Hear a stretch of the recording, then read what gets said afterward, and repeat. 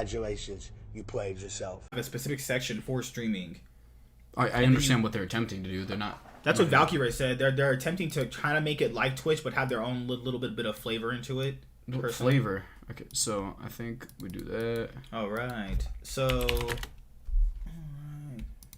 hey guys, we are back with another live stream. You don't have to do that at a live stream. So, yeah, I just got off work actually. I would say pretty tired, but not really. We really didn't really work too hard, honestly. I mean, I always work really hard, but that's just me. But we didn't really do anything today. It was kind of just a decently okay day. And his mom made me nachos and chicken. And it's actually pretty good. The other thing we got to talk about is the underlying changes that are going on in the world of esports. So we're going to include something really cool toward the very end, actually, that I was thinking about. I'm fairly unaware of it too, so yeah, we're all going to be surprised with that one. Yeah. Josh, if you say anything about Blabber being MVP, I'm banning you myself. Good lord, man. Cringe. No, I'm just kidding. So, yeah, how was your day? Fun enough, I guess. He was sick, and then I was like, okay, I'll let him do his little sick stuff. You let me do my sick stuff? Yeah. I appreciate it.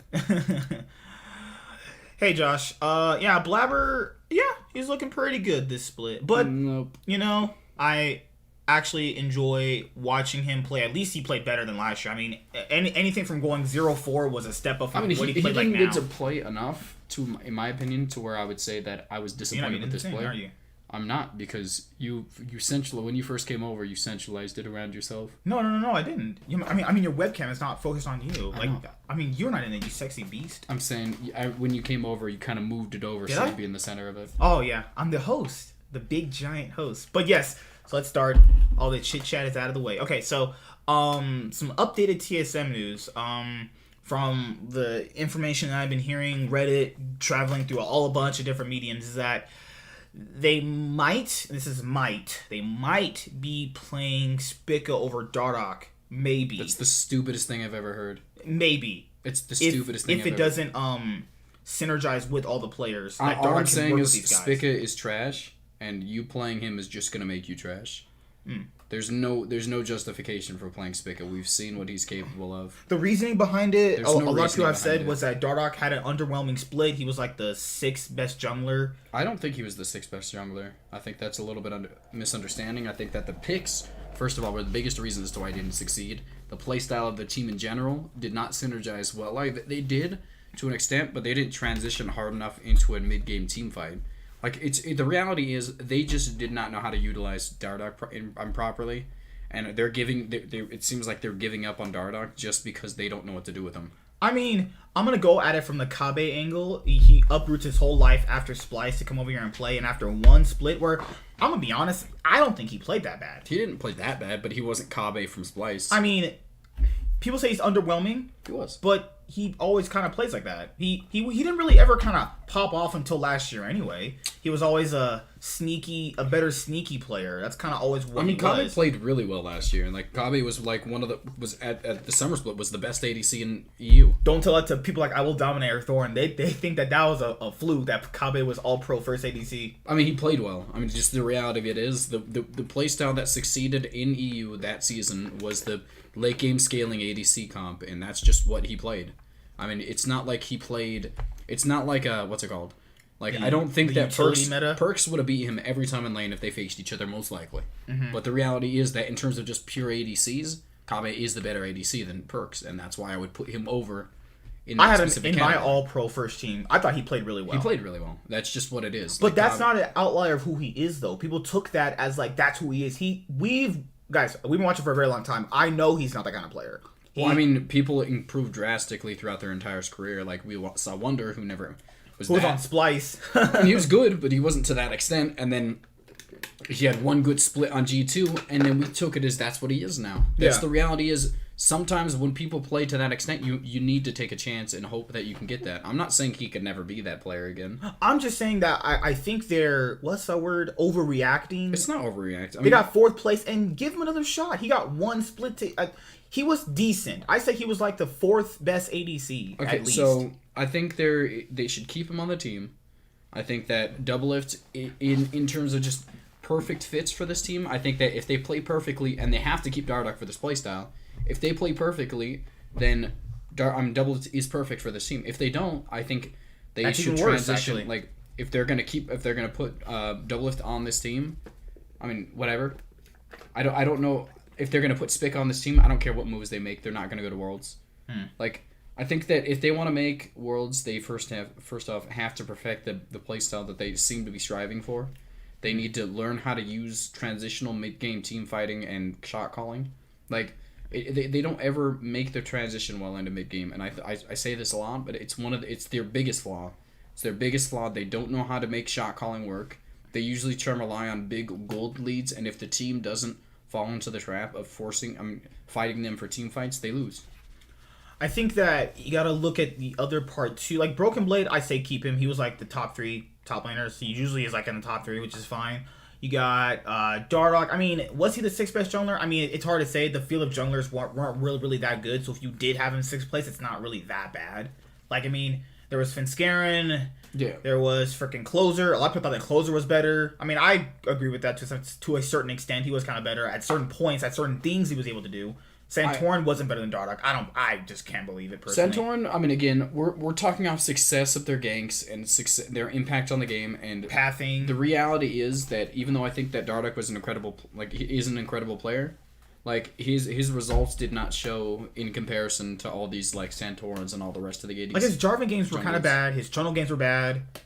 His Sejuani games were abysmal. Those are just abysmal. There's like no defending on those. I mean, I think that I don't know. I mean, if you look at the Sejuani game he even had in the post, what is it called? The postseason against FlyQuest, I don't think that was a bad Sejuani game. In Game 5? Yeah, I don't think it was bad. I don't think it was bad. I think he made a lot of uncharacteristic mistakes. One mistake, and that's the one where he got caught out in the jungle. Mm-hmm. That's the one everybody points out and says he's a bad Sejuani now. No, I mean, he made bad plays after that, too. No, he straight up... The gank he made directly after that was incredibly good. He was able to predict a flash with his flash. He killed bot. He died bot, and it worked out for them too. I'm just saying, like, reality, I don't think that his Sejuani itself is bad. I think that it doesn't suit the playstyle of the team or him. I think he's still with the tempo of the team going to try and make early game aggressive plays, and that just Sejuani doesn't work that way. You can't make early game aggressive plays with Sejuani because she's not an early game aggressive juggler. So that was the kind of news that I was gathering from a lot of people, and even some of the people who normally do like talk shows, is like they could be willing to play Spica. I mean, if Dardoch does not really work well with. No excuse for playing Spica. I would say not to play him personally. I think there's better academy junglers you can play over him. I don't see a reason to replace Dardoch. It's obviously not their problem. They're not going to fix their problems if they continually pick the same picks regardless of what jungler they pick. Yeah, like, the jungler doesn't change that. The jungler does change it if you get a passive, like, kind of scaling. That's what I told you. Grig was the best jungler they ever had that worked for that style. I don't think he was ever good for them. I think that he just had a playstyle that could have suited them, but that just forced them into late game scaling team comps, which means that just made them worse team in general. They didn't have a late game scaling team comp, especially not with Broken Blade now. Also, Grig could be off Dignitas. Okay. Grig is probably going to be off Dignitas from all the things that I've been reading. So, I mean, to be fair, most people already knew that Acadian was going to be starting over Grig eventually anyway. That's not really too surprising, personally. So, another one I want to point out, obviously, I think that there's not much to say in terms of the NALCS that we haven't talked about already. Yeah, but that was just a little bit of an update. I mean, if you see Spica playing or as a 6th man in the roster, don't be too surprised. I'm going to be surprised because I think that we've already seen what they're capable of. If it comes down to them playing Spica still, like there's no excuse for that. All right, so time to talk about the LCK. So last night we had our boys in SKT, T1, whatever you guys call them, and GenG play last night. And, going into this matchup, GenG was the super team in the off-season build to take down T1. T1 had already won both titles last year with Clid. BDD was on KT Rolster. Ruler had a bad team with Peanut. Peanut was a boosted animal. He was running around with his head cut off. Then you had SKT, who lost to G2, so they want to come back and obviously show that they're super dominant still. GenG did the whole KT Rolster move, where you buy a super team to take down T1. Then, obviously, it didn't work out, as all these super teams usually never beat T1 or SKT, except the one KT Rolster team that did in 2018 summer, but they didn't really... Yeah, they actually did beat them. Yeah, I'm wrong. They did beat them in a best of 5. So, yeah, other than that, outside of that one super team that actually did it, this proves again that even if you build a super team against T1, they still can take down the super players. Well, I mean, it's not like GenG on paper has a better team than SKT. Well, I mean, a team that could beat them. I'm just saying, like, it's not a super team. It's just a really, really solid team all around. A super team is all-stars in pretty much most, like, 90% of the roles, and I think they have that in 2 to 3 roles. And BDD didn't even look like a superstar the previous season, so it's hard to say that going into the season, this would be a superstar team. BDD, if you guys haven't looked, BDD has one MVP for the 2020 LCK Spring Split. Now, theirs is by points, and I don't really agree with that personally, but, I mean, they've done it every season, so it's hard to keep continually arguing with it. You wanted to see the LCK All-Pro team, didn't you? Because I really couldn't tell him, honestly. How do you look that up? You type in LCK and then you type in the words all. Oh, okay. This guy's so nice. 3 days ago. 3 days all ago. pro teams and MVP. So the pro team on the top is going to be Naguri, Rask. Yeah, what? Oh, these are the top 3 rankings. So Naguri, Rascal, and Doran were the top 3. Is this what it's saying? Yeah. Yeah. Okay. And then Clid. Okay. I mean, reality is it makes sense. I think that the big thing about it, obviously... You have Facebook? I don't have Facebook now. Oh, like LOL Esports has it on their page. It's literally right there. Right where? It's right here. You rank the top 3 in Oh, so your first team is Naguri, Clid, BDD, Teddy, and Kyrie. Yes. What do you think about that one? I mean, I think... You kept telling me Teddy didn't make it. Teddy's literally right there. My brain just collapsed, apparently. I think Kira 100% is one of the ones I agree with the most. I was actually, like, it genuinely didn't surprise me that Kira made it. I think that the big thing about it, obviously, like, because Kira is pretty much a rookie at this point, and I think that he was probably one of the most impressive rookies out of most of the major regions. So I'm, like, that's probably the happiest I've been about that. And that's the reason I think that Dragon X has worked out so well, is because this is probably the best ADC, support we've seen paired up with Deft in a super long time. This is like the best support he's had since Tucson, right? Dude, he's way better than Tucson. Really? Yeah, he's way better than Tucson. Then you have Teddy. I mean, most people know that Teddy's the best ADC in Korea. Most people knew he was the best ADC when he was on GenG.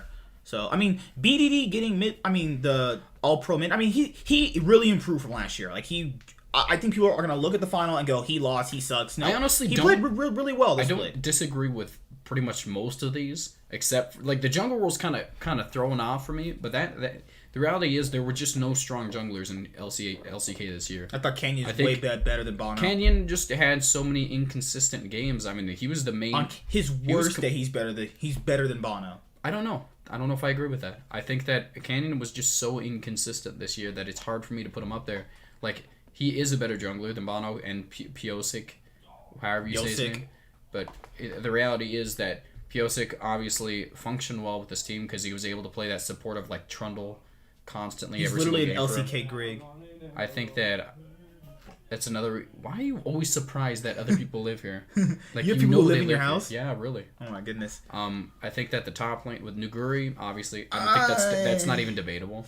I thought, it's only because of the points. I'd still say Keen. Keen played better. Keen was not playing better than him. Keen played better most of the split. Summit's not even a top 5 top laner. That's because his team is not. Summit's actually insane. He's not good. Naguri's been so coin flipped this season. Naguri has had 90% good games and like a very small amount of bad games. Naguri is substantially better than everybody else in the LCK. I think that if we talk about in the playoffs, I think Kana probably played the best out of everybody. Probably Kana and Naguri were the top 2 in the playoffs. So your second team, because guys, it's Clid. Clid played insane in the. I think regular that season. Clid is the only insanely capable jungler the LCK has right now. I think It's that's. so sad that people are gonna look at that last series and go, he sucks. I'm just saying, like, Lord. he was trash in that series, but I mean, there's only one capable jungler in the LCK right now, and it's really depressing because this used to be probably one of their best roles for the longest time when they had players like when Peanut, Tarzan wasn't trash, Peanut, we're talking Tarzan, about yeah. Score, like all these players, they were so competent in the jungle role. And they weren't dog junglers either. They were just super carry hard What does junglers dog too. jungler mean? You do whatever your team says. Dude, don't say dog. That's how they treat their junglers. A dog jungler is something that Chinese people say because they doesn't translate well. It's because not in America, people would know what I'm saying. But they wouldn't. They would only know if they played you with are Chinese at people. the mercy of your team. That's basically what it means. Like people like Score, Tarzan, Peanut, they were never at the mercy of their team. They're like, we're gonna do what I'm gonna do, and that's how their team functioned. Cuz is pretty high tempo, and I think it's still a downgrade from last season's Clid, which is why I don't think. It's my big problem with SKT this season is that even though I think Cuz is pretty solid, I don't think he's gonna destroy the international competition like I think Clid pretty much did. Second team. So the second team is Rascal, Cuz, Chovy, Aiming, and Effort. I mean, Effort really has improved. So, I mean, him being there is fine with me personally. Though I do think that Tucson had a little bit better of an impact on his team than Effort did. I think Effort was definitely the second best support. In my better opinion. than Tucson? I think he was substantially better than Tucson. I don't know why Life's here, guys. I mean, Life is that good. Life is literally just on a good team with an extremely good ADC, and it makes him look better. So you have Aiming. What do you think about Aiming? Aiming's on a KT. I mean, Aiming was a lot better than he was in the previous seasons. That's my big thing. But I think it all comes down to he got these points because, like, of the situation he's in. I don't think he's that good. I think we're surprised by how well KT did, and that's just why we put him up there because he's the one that's popping off for the most part. KT doesn't usually play this well. Aiming doesn't usually play this well. I don't expect this to be the case next season. I don't expect to see KT or Aiming in the All Pro or in the playoffs in general.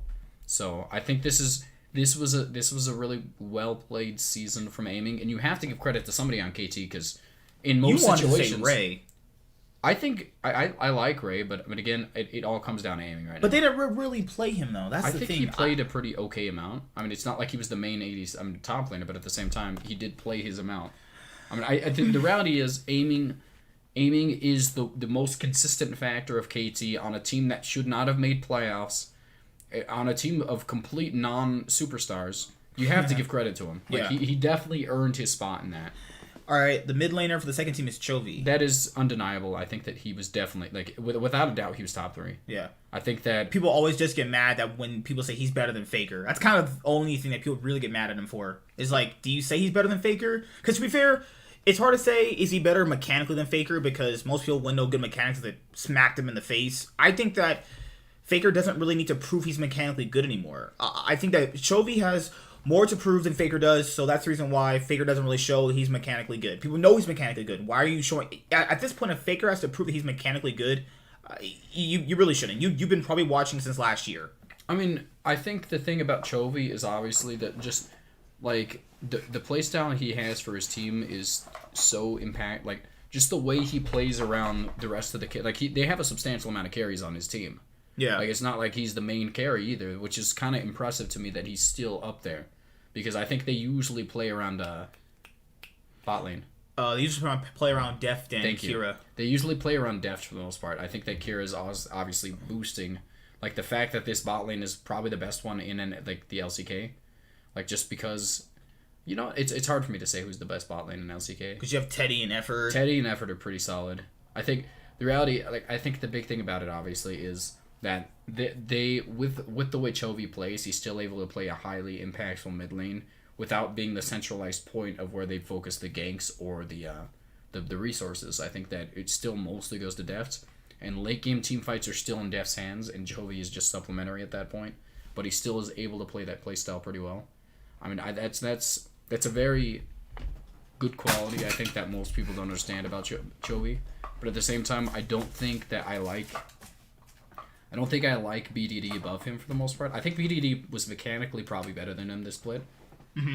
I think that BDD was probably a higher impact, more main part of the team for his team I think BDD also had more flashier plays, what people also remember. It's just what it is, but I think that Chovy in general played better, in my opinion, than him this split. A lot of people remember those Yasuo games he had, those Azir games he had, where he was just like insanely strong. Chovy had some Yasuo games too. They weren't as good as BDD's though. Yeah, that's the thing. I mean, he had one. People like the big flashy plays where you're going with the triple nan knock. Like BDD, I think had a better impact even on a super team because usually on a super, well, quote unquote GenG superstar team, you have too many cooks in the kitchen. Who's all the resources going to? All those many things. I think that Chovy played really well. A lot of people thought that he really couldn't play well without Tarzan guiding him. So I think that's kudos to him. He played well without Tarzan, and obviously Tarzan is in promotion relegations. I mean, Tarzan, in terms of just when like Chovy was on Griffin, I do think Tarzan was the better player throughout throughout the entirety of that situation. But I think that a lot of people either gave too much credit to Chovy because of his insane stats in the last season's spring split, or just not enough credit. Like there was just too much of an imbalance on just how people perceived how good Chovy was. Rascal, I personally don't agree with him being there. I think second place team. What top lane are you going to put above him? Right there, Keen. Keen has not been that good. Keen's just not been that good. Keen. If Sandbox was better, Summit would be there. I think Summit played really well, but Summit obviously just wasn't as impressive as anybody. Like he just genuinely didn't look good to me. I can't put Kana there. Kana didn't look that good. Yeah, I thought Kana was better than Doran. Kana should be there over Doran. We're looking at consistencies, and Kana just didn't pop off in the season. And I think that Rascal and Doran play the weak side a lot better than Kana did during the previous season. During the split, I think they played that style better. I mean, if we have to rank top laners, who I think is the best now, I'd probably put Kana at number 2 right now. Like I think he's just drastically improved throughout the entirety of the playoffs. Doran should be like literally 5th on this list. I just think all he plays is tanks, and then if he gets behind, he's kind of just a team fighter. He definitely plays top. I mean, carries. They just don't give them to him because of the players he has on his team. I mean, we've seen him play a few. Like this season, a few carry games. Yeah, we just seen. But they weren't good. I think he's good. I think Doran is fine. But these two are our 3rd place team, which is Doran, Bono, Faker, Deft, and Life. This is the one that has the most controversy. Is this 3rd place one? I think that the big controversial parts is Faker 100%. And Deft being a 3rd place All Pro team. You know what? It's really not that big a deal to me. I think that. Like, Deft, I could see why you would argue he should be above Amy, because I think everybody agrees that he's a better ADC. That's the one that's fine. That's one I agree with. At the same point, like, you can't really argue with it, because aiming was on a substantially worse team this season, and he was still able to provide that. Plus, Deft is laning with Kira. Like, it's what it is. Like, Deft played extremely well this season. I just think... I don't think he's a bad ADC, but at the same time, aiming is playing with a worse... support. He's playing on a worse team in general with no stars besides pretty much... There are no stars on that team. There's not a single star on aiming's team. Good lord, yeah. Man. Like, just... The point is, I think I can understand why you would give some sort of credit to him. He should, at the very least, be in the top 3. And I honestly think... Well, the debate is, is this too low? I don't think so. I think that Teddy's obviously... Teddy's played the best. I think Teddy's number 1 for sure. And aiming, with the amount of things that I just said about him, I could see why you'd put him 2nd or 3rd. It's not like the difference between points was, gigantic. Yeah. And if you look at it in play, it's not that substantially different either. But, again, I think we could look at the mid lane. I think Faker, obviously, was not the centralized point of this team either. He hasn't been the central part of SKT last year either. I mean, he is a definite big part of it. I mean, if you look at it, he is usually... When he's on an engaged support, he's usually the secondary to primary engage on the team. He just plays his role well. He plays any role really well. I just think that he's the ultimate team player. He's just too much. Yeah, he's put on the team play instead of the carry play too often for me to put him above Chovy. Chovy's been playing extremely well, and BDD has been just like those two mid laners have been playing way out of their minds, in my opinion, for me to put either one of them below. I think that people have to realize that Faker doesn't really get the same priority in draft like he usually does. Like, last night was an obvious... before we go into that series, last night was an obvious... what's the word that I'd use? Last night was a big... thing that they usually don't do. They don't usually give Kim doesn't usually give Faker the counter pick. I mean, like a lot of the other coaches. Well, the only other coach is Coma, but you know, I think that although Corki wins the lane for the most part against Azir, it's not like it's a counter pick. It's more so as that's just what Corki does in general. Yeah. The reason they picked it was not because of the laning phase. They didn't care about that. It's because of the engage he has with package. It's because of his ability to burst down people. Like just the amount of utility that Corki has, along with the massive amount of DPS, because they were putting Teddy on Lethality Varus. Good Lord, yeah. Lethality Varus is not DPS heavy because it's usually based on kind of burst, and it was mostly. I mean. The job to kill the tanks at that point is on like a Faker and Kana was supposed to engage into them. Cuz was supposed to lock them up, and then you have Faker and Teddy poking them. Cuz was playing like Graves. You can't lock anybody up with that. Well, no, he was using the smoke screens really well in team fights. I mean, Cuz played terribly in the first game. Like when he went to rotate over, he showed too early before the lane, before the wave crash, so they were able to rotate out of there. Then he chased them down, trying to kill them himself, and got killed. Like I was not impressed with Cuz that entire time. He made one good play when he cut out BDD. He was getting outsmited the entire series, and then the game 3 he smited everything perfectly. He got outplayed so much in that series. I felt bad for Clid. Clid wasn't playing well either. I know, but it's like I don't know who's the better jungler. They were both trash. There was just no good junglers in that series. This is my debatable pick. I don't know why Bono's there. People have asked me why I don't like his playstyle. Is just not good. He's just not a good. He's not. If KT Roaster are trying to get back into that upper echelon of really good Korean teams, Bono is not that guy. I'm telling you right now, they're gonna change that guy next year. Say whatever you want. What junglers are better than him? Like Pyosik is trash. Canyon was so inconsistent. I'd rather put that so inconsistent in there. Well, I mean, Canyon because you know he's a better player. He's a better player, but he didn't play. He didn't play better than Bono because Bono never made his team lose. Bono never once was the reason that they lost. Well, it's like he's more like an Smithy jungler. Like, do you give that over to the mechanical jungler who has been impacting his team? If I had to pick a team and I had to pick between those two, I would pick Canyon. But the reality is that Bono didn't have bad games in comparison. Canyon had really bad games this split. Yeah, because Damwon also started out really bad. Yeah, I'm just saying, Bono just never was at that like He was neither the reason his team won nor lost. He was just average. I mean, he had a few games where he went crazy, but I think if you're gonna have to pick somebody on this team, I think that Bono is probably one of the better players on the team still. I mean, there's just like who else is there? There's him. There's in the mid lane. It's for Bono's team. Yeah, it's Kuro. For KT. It's Kuro and then Sowan, Kuro, aiming, and Tucson. Tucson, okay. Yeah. I mean, Tucson aiming has been a bot lane for like seasons now. I mean, my thing about it, like, you really do have to give him some sort of credit because it's a jungle-centric meta right now, and they got into playoffs on a team that should not have made it. I mean, like, I think aiming is probably, again, aiming gets the most credit for this team. I mean, what's that guy on APK Prince? Flawless? I think he looked pretty good. Flawless was, what teams have Flawless been on in this? No, Flawless has only ever been on JDG for the longest time. Yeah, he was on I thought Flawless looked for the longest time, Flawless looked pretty good. If his team was better, has been good since he's been in the LPL. I think that he looked good back then. I think that the reason I don't think there's a reason as to why I would say that I'm surprised by Flawless's play, but at the same time, I don't think Flawless could get it because of AVK's Prince's standing. That goes to our next thing. Is one of their ADCs is in there. Hybrid is there. So this is the fourth team because they actually have 5 teams in the LCK. They just don't ever show the pictures on social media. So the fourth team is Tucson, Hybrid, Kuro, Yosik, and Keen. My thing about it, I think Tucson's been playing good. I think that I'm surprised that Ghost's impact when he came onto the team was extremely substantial. I'm surprised. You give it to him over Hybrid. The thing Hybrid about it is, just played insanely well. All split Ghost long. just did not play long enough. I think that's the big thing. Mm-hmm. When Ghost came onto the roster, I think that the whole team just rallied everything. It's like they swapped their playstyle from top side into bot side centric, and they started winning a lot more games because I think that's just the way the meta works right now.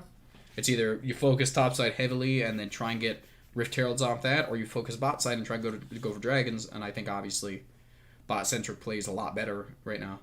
So I think that I'm genuinely I think it's really impressive that Hybrid's up here. I think he definitely should. Ghost in my opinion, should be in contention. He's probably 6th, probably. I don't know.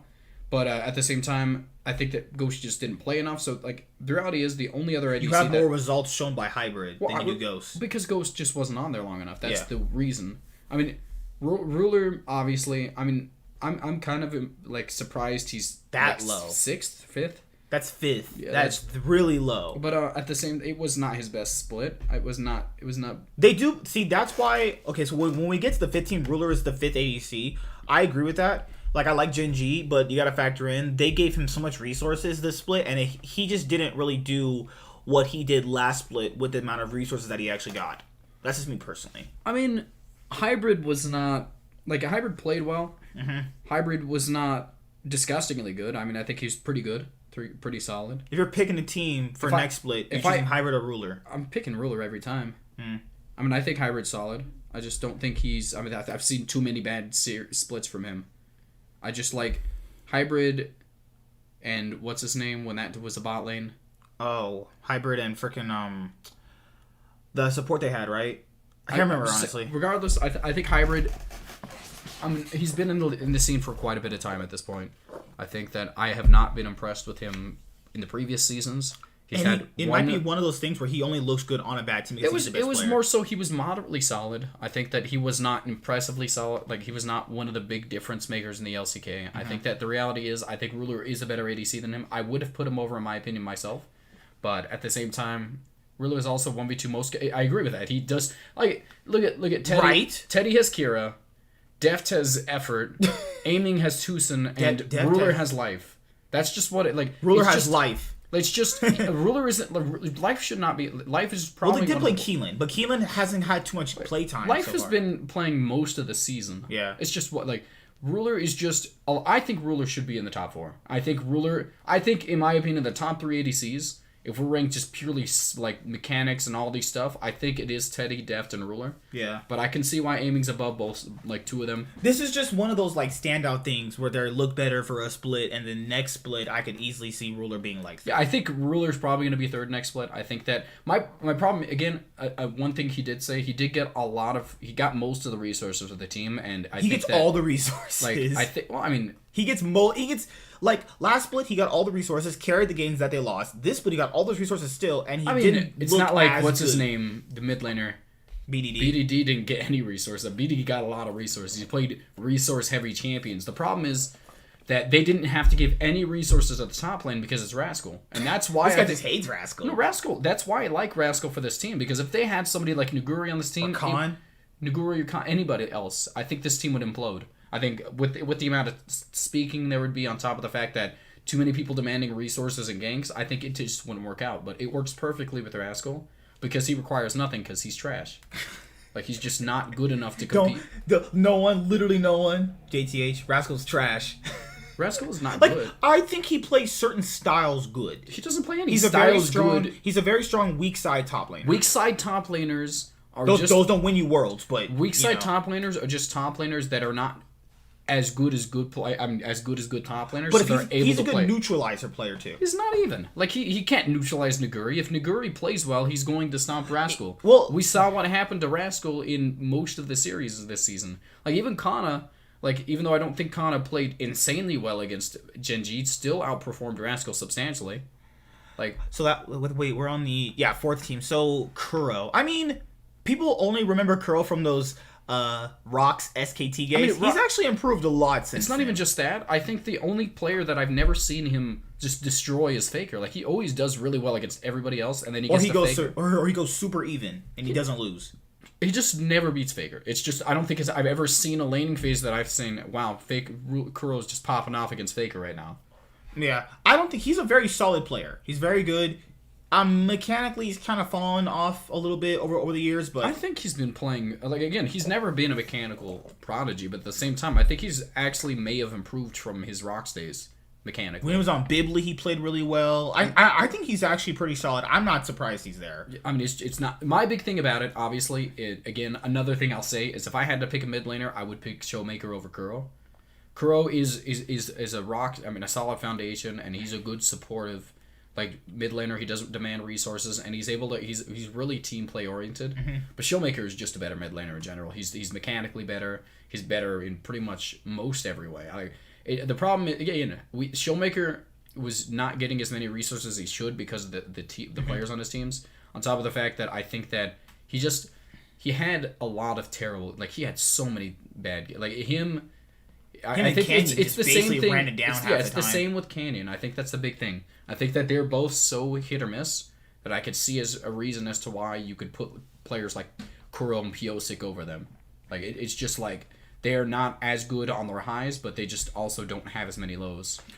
So that goes into our last two of the fourth team, Keen and Yosik. Yosik is just like a Grig supportive style jungler. Specifically for this team, Piosik.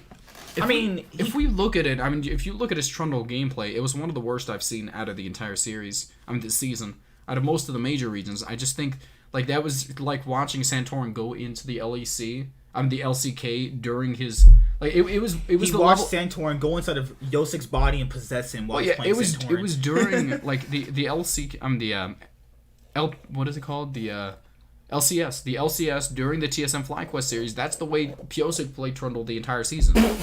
Like that's the way he played that character, and it wasn't impressive to me.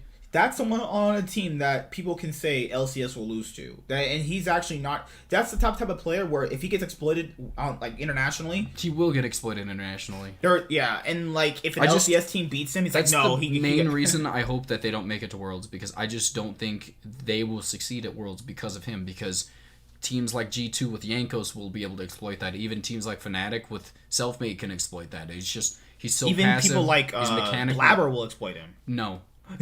Blabber can. Blabber is not an exploitive jungler. I think if Blabber plays the way he did now, he could beat Yosik. He's literally not that. The way I'm talking about is like counter jungling, counter ganking. He is not. That's not the way Blabber plays the game, and that's the reason as to why he'd never be able to exploit an enemy jungler. We've never seen him just completely decimate an enemy by getting in their brain or anything like that. Keen. Keen again. He played really well the first half of the split. I can see why he's there. Plus, Afrika were in like fourth place for a while there, fourth and third. So him being there is fine. I just think that he's wasting his prime years on a garbage team, garbage org, not team, because this team has Mystic. God forbid they have Spirit still. Oh my God. Mystic played insanely well at the beginning of the season, and he just fell off the face of the earth. Fell off. No one even remembered that he was in the LCK. No one remembers that he's in the LCK anymore just because he just stopped playing well. And his jungler is Spirit, who people or Dread, whoever. This Keen needs to just go to SKT. That's just what it is. SKT should buy Keen. Why would they? With the way Kana played, I think that it's unnecessary for them to replace him. I'm talking like in the future. Like, if you want to win Worlds again for SKT, just buy Keen. I think he'll work out well. You don't just get to buy players, Joseph. They're not slaves. You can't buy contracts unless the team wants to give it to you. Well, they won't give it to you. These contracts aren't locked up in esports. They are literally locked. They are literally locked up. That's how contracts work. People have deals. Remember, Dardoch was signed to a 3-year contract with the Immortals, and they another traded him after a split. Team wanted to trade him because it wasn't working out. I know, but that's what I'm saying. Is still there. Why would Afrika want to trade their best player to SKT for what? They get enough money, they'll do it. They will not. The games themselves, the profit is in revenue from players or people watching your games. Mm-hmm. You're not going to get people watching your games if you have Rascal as your main top laner, and the rest of the team is trash too. Man just throws Rascal on us every single time he gets. I'm just saying, you're not going to get people watching your game. The reality is, he's a brand. He's for the brand too. Keen is staying there because, first of all, they have no reason to get rid of him. Mm-hmm. Fifth team is Leyhan's, Ruler, Showmaker, Canyon, and Kana. If that was an actual team in the LCK, they'd probably be top 3 too. Yeah, you could make any of these into, maybe not fourth team. That fourth team looks real boosted. The fourth team is literally just a bunch of old dudes. It's just a bunch of old dudes in a Grig. There's flies in my face, dude. What's going on? Good lord, it's because your faces. Shut up. Kin to GenG would be so insane. I agree. They would actually win. They could probably win Worlds again. My thing about it is there's so many resource heavy players on GenG right now. I don't know if it would work out. And we got BDD. But King can play weak side for them. That's something I've seen him attempt to do. We saw him never do it at Worlds, and that's why they could never win. Yeah, he was not able to do that. He always tried to make weird, like 1v1 solos. No, it's just like he is extremely aggressive top laner, and I think if you get to the point, I think that's what I like about top lane is that you can always like devote resources to them because they can get waves that the rest of your team cannot get with TP. They're able to get those pushing in kind of bot lanes when Baron's up. Mm-hmm. So they'll always get resources.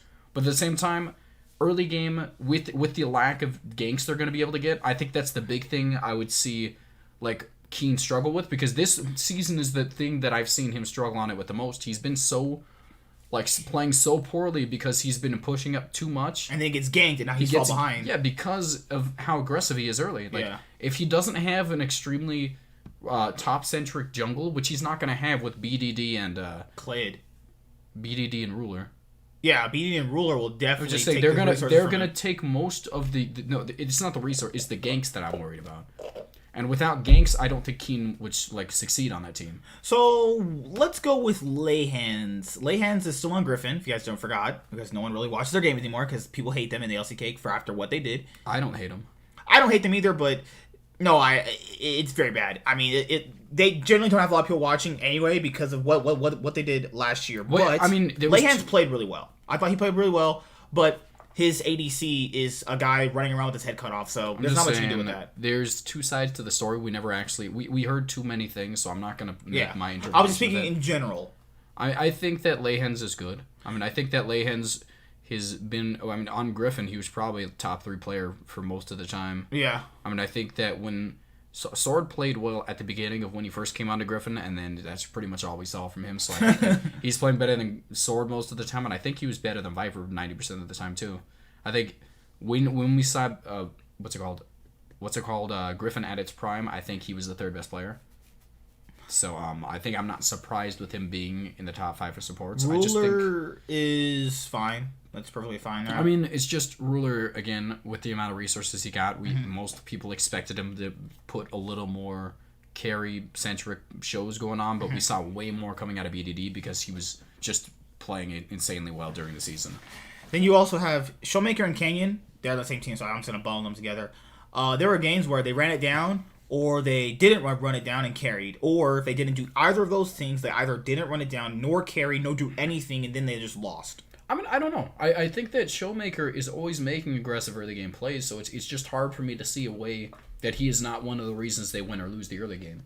I think he's always been, at the very least, inside of... Like, mechanically, he's probably the best mid laner in in LCK. If he was in North America, we'd all be dead. Yeah, I'm just saying, I don't know about that. I don't think I'm going to die if an extremely talented mid laner comes over. No. I'm just saying, like, the LCS would burn with Showmaker. I'm just saying, Showmaker is probably the most mechanically gifted mid laner in the LCK. He's also too reliant on his mechanics, so it kind of, like, doesn't... Like, the way Faker works, the best mid laner that's ever existed, again, is, like, Season 3 to Season 5 Faker, where we saw somebody who was... the best mechanical mid laner, on top of the fact that he was able to he was also the smartest mid laner. We don't see, like, Showmaker is one of the best, like, mechanically one of the best mid laners in the world. Maybe, like, top 2 to top 3 in terms of just him in the Chinese. Well, you're not factoring, like, LPL mid laners. That's what I'm saying. Top 2 to top 3. He's the best mechanical mid laner in the LCK. But I think there's a few mid laners in the LCK that could probably compete with him. But for the most part, I think that that's the reason that I can't, like, he's too mindless aggression. He's too mechanically oriented. I think he'd succeed a lot more in the LCK, the LPL, because they're not as macro centric as him, as the LCK is. They don't organize as many dives. They don't do all this stuff. They're just early game aggressive. They kind of try and make plays around the map just straight off the bat. Like, if we look at like, what was it, the Dam one versus Dragon X versus SKT, the first game. Like, there wasn't even a gank or any sort of aggression until the first 10 minutes of the game passed. Like, it's just how slow the LCK plays. I don't think it benefits his play style, but I think at the same time, I think I like him as a player. He's really entertaining to watch, but it's just... It's just like Canyon Showmaker don't want to be the players that sit back and do nothing. Well, Canyon... They always have to be doing something. That's the role of the jungler. I could see why Canyon does it. Yeah. Showmaker, he doesn't really play weak side for mid laners. I've never seen him play weak side for mid. He always gets aggressive picks. I mean, that's just... He gets the most priority in their draft. Yeah, right. Like, did you see that Damwon versus what's it called series? The KT series? Yeah, no, not KT. Damwon versus Dragon X, where they almost brought back the reverse sweep. Where Showmaker literally got the losing lane for the first 3 matches. They consistently picked Zoe into LeBlanc for him, and like that just never works. The first 3 games of the season, the series, none of the comps changed. Everything was the same in each one of the comps, and they constantly picked him the losing matchup, and it was disgusting. It was stupid. Mm-hmm. Like, there was no reason as to why I think that they should have given him the losing matchup every time. And then the final player on here before we go to what else I want to go to tonight is Kana. Kana wasn't as good in the regular season as he was. That's the thing, is that he only really popped off in playoffs. He was definitely... He's still a pretty solid top laner. I think top 5, tied with Keen. I think that's understandable. Yeah. I don't think he was good as Rascal or Dorn during the season. Yeah. But at the same time, if I had to pick top laners now, I think I'd probably pick him second right after Nuguri. You'll take Rascal only if Rascal chooses to be on your team, right? I will not pick Rascal ever unless I just ran out of other... Like, if I just picked, like, a team of, like, Kuro... Like aiming and all those people who just aren't resource heavy, or no, if I picked like fake like Showmaker and all these things who are resource heavy, I might pick Rascal. That's the only time I'd ever pick him because Rascal has to be your first choice. Then build a roster around him. Yeah, that's probably not going to happen. All right, so I also told you guys I wanted to do a LCK recap because really during the LCK split I was so busy. I was working like 6 days a week sometime, and it's so hard to just do LCS. LEC and LCK content, and like I was doing last year, I was going crazy last year. That's why a lot of people started coming through like, man, he does all these regions, like, yeah. And then, well, we get really busy, so I wanted to go over the LCK spring split and then go over the playoffs. So we went over the pro teams. I think during the spring split there was a lot of misconceptions and also a lot of things that the LCK did well. Specifically, I'm gonna have to go to some drafting, so that's the reason why I'm gonna need some of these games, because obviously I want to make sure what I'm saying. So, this is specifically the LCK regular season, not the playoffs yet. Okay, so let's go. Let's just go there. I mean, there's some random games we'll look at because people keep saying the most common thing you'll hear everywhere is their drafting sucks. So let's grade their drafting. Actually, let's just grade some drafts for the LCK because I am sick of hearing this. Because I truly don't, like, draft is not my biggest thing. Everybody knows that. I think people overrate drafts, and they think they're a Reddit analyst or whatever. It doesn't matter. I mean, I completely agree with that. I think the drafting phase of LCK is probably the worst out of all the major regions. I just can't believe that they're any worse than LCS. There's no way they're you can substantially worse than the LCS. Like, LCS has some extra, like, if you look at Cloud9 themselves, they probably have better drafting than most of Korea in general. You're going to say right now that Cloud9 has better drafting than T1. Yeah, I think that is definitely the case. I mean, right, so let's go to some look at who they prioritize in the drafting phase. I mean, season games. It's just they don't prioritize heavy engage-centric comps early game. They don't prioritize people. Like, again, Trundle is a priority pick for them, and I think it works out really well when you have other forms of engage early game. Like if you have somebody who like a mid laner and a top laner who has dive-centric, what's it called? You need to mute it. Oh, I did, didn't I? I just muted it. Okay, right here. Okay, so this is just a random game. GenG versus T1. You guys know how that really, really great game one is back and forth. The comp addition that SKT have is, oh, good lord. Maybe you're actually right. Akali top, Olaf, Azir, Kalista Taric, which became a really, really good bot lane. My big thing about it, first of all, so let's just go specifically only T1's draft for the moment here. I mean, if you look at it like this, I don't know if we look at specifically T1's. I think, like, first of all, with the big thing about Olaf, even though he is able to ult in, he loses a lot of his resistances early game when he ults. It immediately goes away when he does it. And I think that's a big thing as to why I think that Taric works well with him. Taric is able to ult him in there, and then he's able to get, like, because Olaf regardless puts out a lot of damage. They're putting the Olaf in there for the Taric. He's unstoppable. They're not putting him specifically. I think he's just, he functions well with it. On top of the fact, when he's running in, you are able to ult on top of the Olaf, but if you're Taric, you W on top of Olaf, and then you ult on top of him, and Akali will be inside of that ult when she goes in too. But there's really no CC in their composition. You don't have a CC comp. That's the problem. Like, I think that's one of the big problems with it. I don't like it. I think that it works well. I think it can work well. I mean, specifically against GenG's, like... GenG has Orin, Rek'Sai, Zillion, Aphelios, and Braum. My big thing about this is that GenG picked a comp specifically to disengage from SKTs, And with the Tarkle and the Olaf ult and how mobile Akali is, all of them getting ult to the inside of the backline, I don't think they have the ability to stop SKT from getting on top of them with that. Especially if you use Kalista ult and all that stuff, like there's too many forms of engage SKT puts out, like too many ways for them to get on top of each other, and too many ways for them to dodge the amount of CC that the most consistent form of CC they have is Ornal, which is too slow to stop Olaf ult. And they took Braum, so you don't have your Ornn ult stopped. Well, I'm just there's just it doesn't work out. I think that this comp, although it's functioning as some sort of ability to peel back kind of comp, and they have a bunch of ults that are able to stop them, with the Tarkle and with how mobile and unstoppable they are, there's too many unstoppable forces on there. I think that it's impossible for them to stop it. All right, we're just going to go through random games drafts because people keep saying the LCK's drafting is horrible. All right, so in this game, you have... Wait, is it all locked up? Okay, that's all locked up. All right, so APK Prince draft Ornn, Elise, Aurelia, Kai'Sa, and Nautilus. Now, most people are going to say that the Kai'Sa pick is what the hell? No one's seen Kai'Sa in so long. Why are you picking this? And SKT's is Sylas, Trundle, Azir, Misfortune, and Taric. SKT love their Taric. That's one of their high priority supports I always pick because it gives effort engage, and it gives them a chance to obviously provide a lot of engage for his team too. I mean, they love skirmishes. T1 loves skirmishes and team fighting. They love team fighting. That's their biggest thing in between 15 to 30 minutes is team fighting. I don't know. I mean, again, it all comes down to a team fighting comp, but they have no ability to actually make dives or anything work early game besides Tarkle in the bot lane.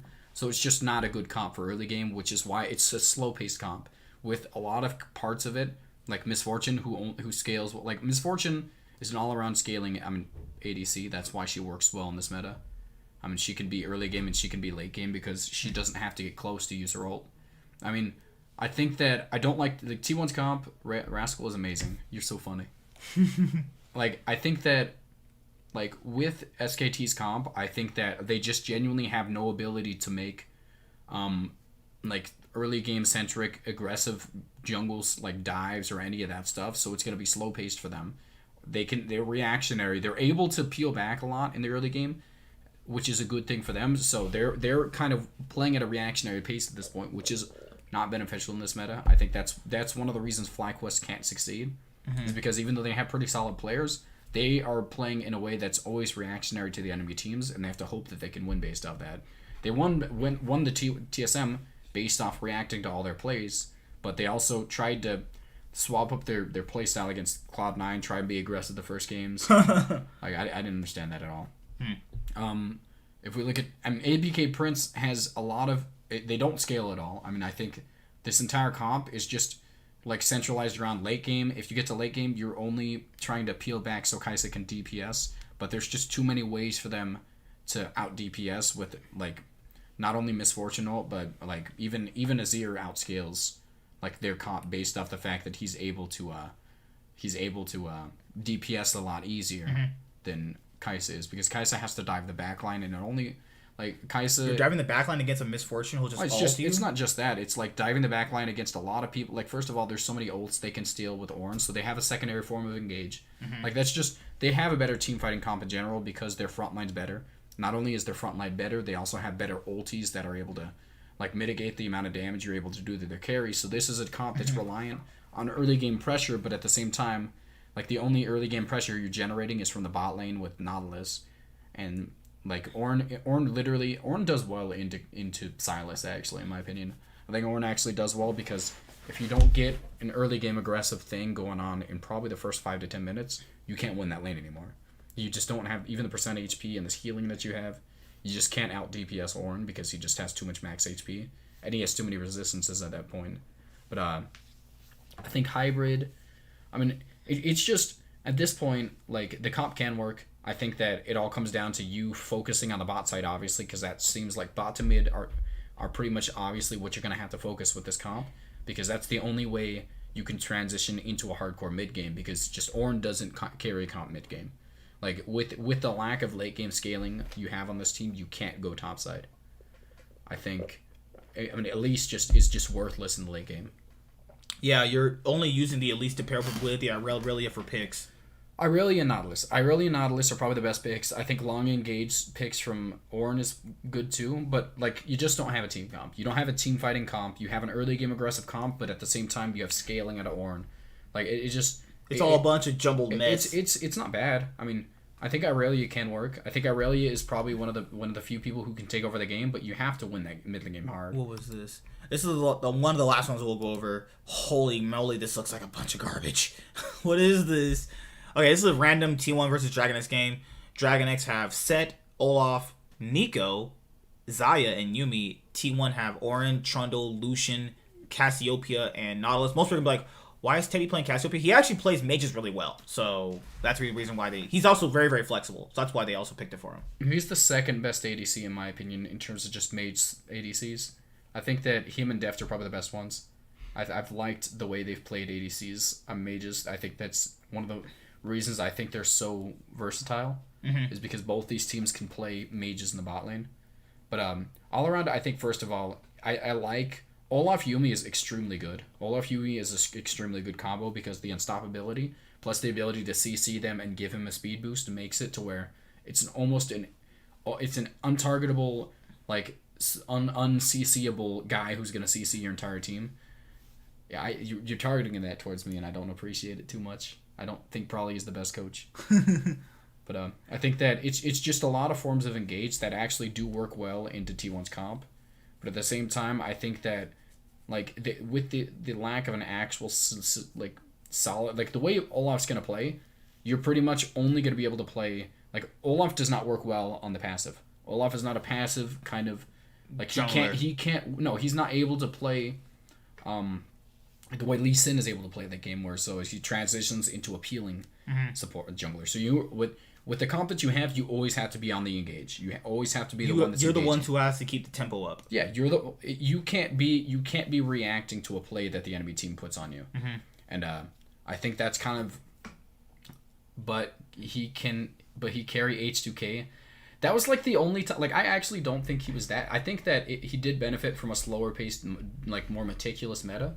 But at the same time, Prolly sucked ever since he left H2K. He was just completely terrible. Remember the split H2K had Shay and Nuclear? Holy crap. I'm just saying, like, mind blown. Prolly was my least favorite coach that came to NA in a long time. Like, I just think that he pretty much did not learn from the transitional meta. He did not learn how to transition into like the way the meta worked now in high tempo, high fast-paced kind of stuff. We saw that with 100 Thieves.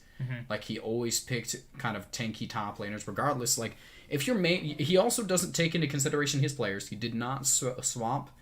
Like, he didn't swap to bruisers instead of, like, tanks for the top lane. He consistently put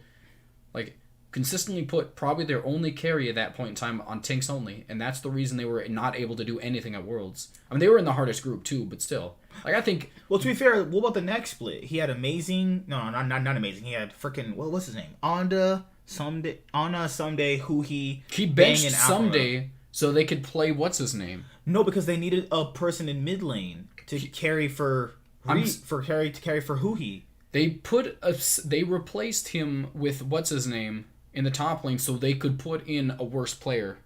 I mean, there's nothing they can do at that moment. They could literally just play a different mid laner. Or somebody. They played. What's his name? It's better. I'm just saying it's better to play Someday with a bad mid laner than a bad mid laner with a bad top laner. They thought if they could play a bad mid laner with a bad top because of how they were structuring their early game. They didn't play an early game. They had no early game, and that's just the way Prolly worked. He didn't play an early game center comp ever.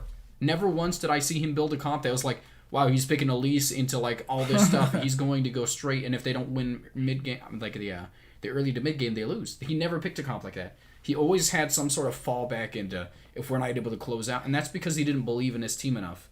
He didn't believe in his team enough to be able to close out. He didn't believe in the carry potential of the side lanes ever. Or he didn't believe in Sunday's potential. But nevertheless, that is the LCK's roundup for at least the spring split. I didn't think it was that bad. It's definitely too slow. It was definitely really slow. They always pick slow comps. They always pick comps that are reliant on team fighting. That's just what they do. They don't pick comps. They don't. I mean, their pick comps are pretty usually just like comps that are like built around They're also very slow to adapt. Well, I mean, the slowest adapting region. They've always been, though. That's not something I've ever cared about until recently. Like, they've always been a slow to adapt region. That's just what it is. I think LCK still probably has them and LPL have the best players quality wise. I think that's still the case, even though I think their junglers are lacking this season. So, well, at least for the regular season, I wasn't too hyped for it. But now it's time to obviously get to the playoffs. So the playoffs is what I want to go over too, since I got rid of everything. Sorry, the thing I'm trying to look at. I will let me click on this stuff. Good lord, he said let me do the clicking. Yeah, just go up, just scroll up, just go back and scroll up. Oh, to where we're at. Yeah. So can you right click on this one? So the first series was Damwon versus KT. What the hell? Oh yeah, a lot of people were like. We don't have to click on stuff. No, I'm trying to see the match. Oh, you want to see the actual matches? I gotta see the picks and everything, because I'll forget. Jump to start of the game. Yeah, so you have Damwon taking on KT Rolster. KT Rolster got in because they had a really good game loss ratio because they went on an 8-game winning streak.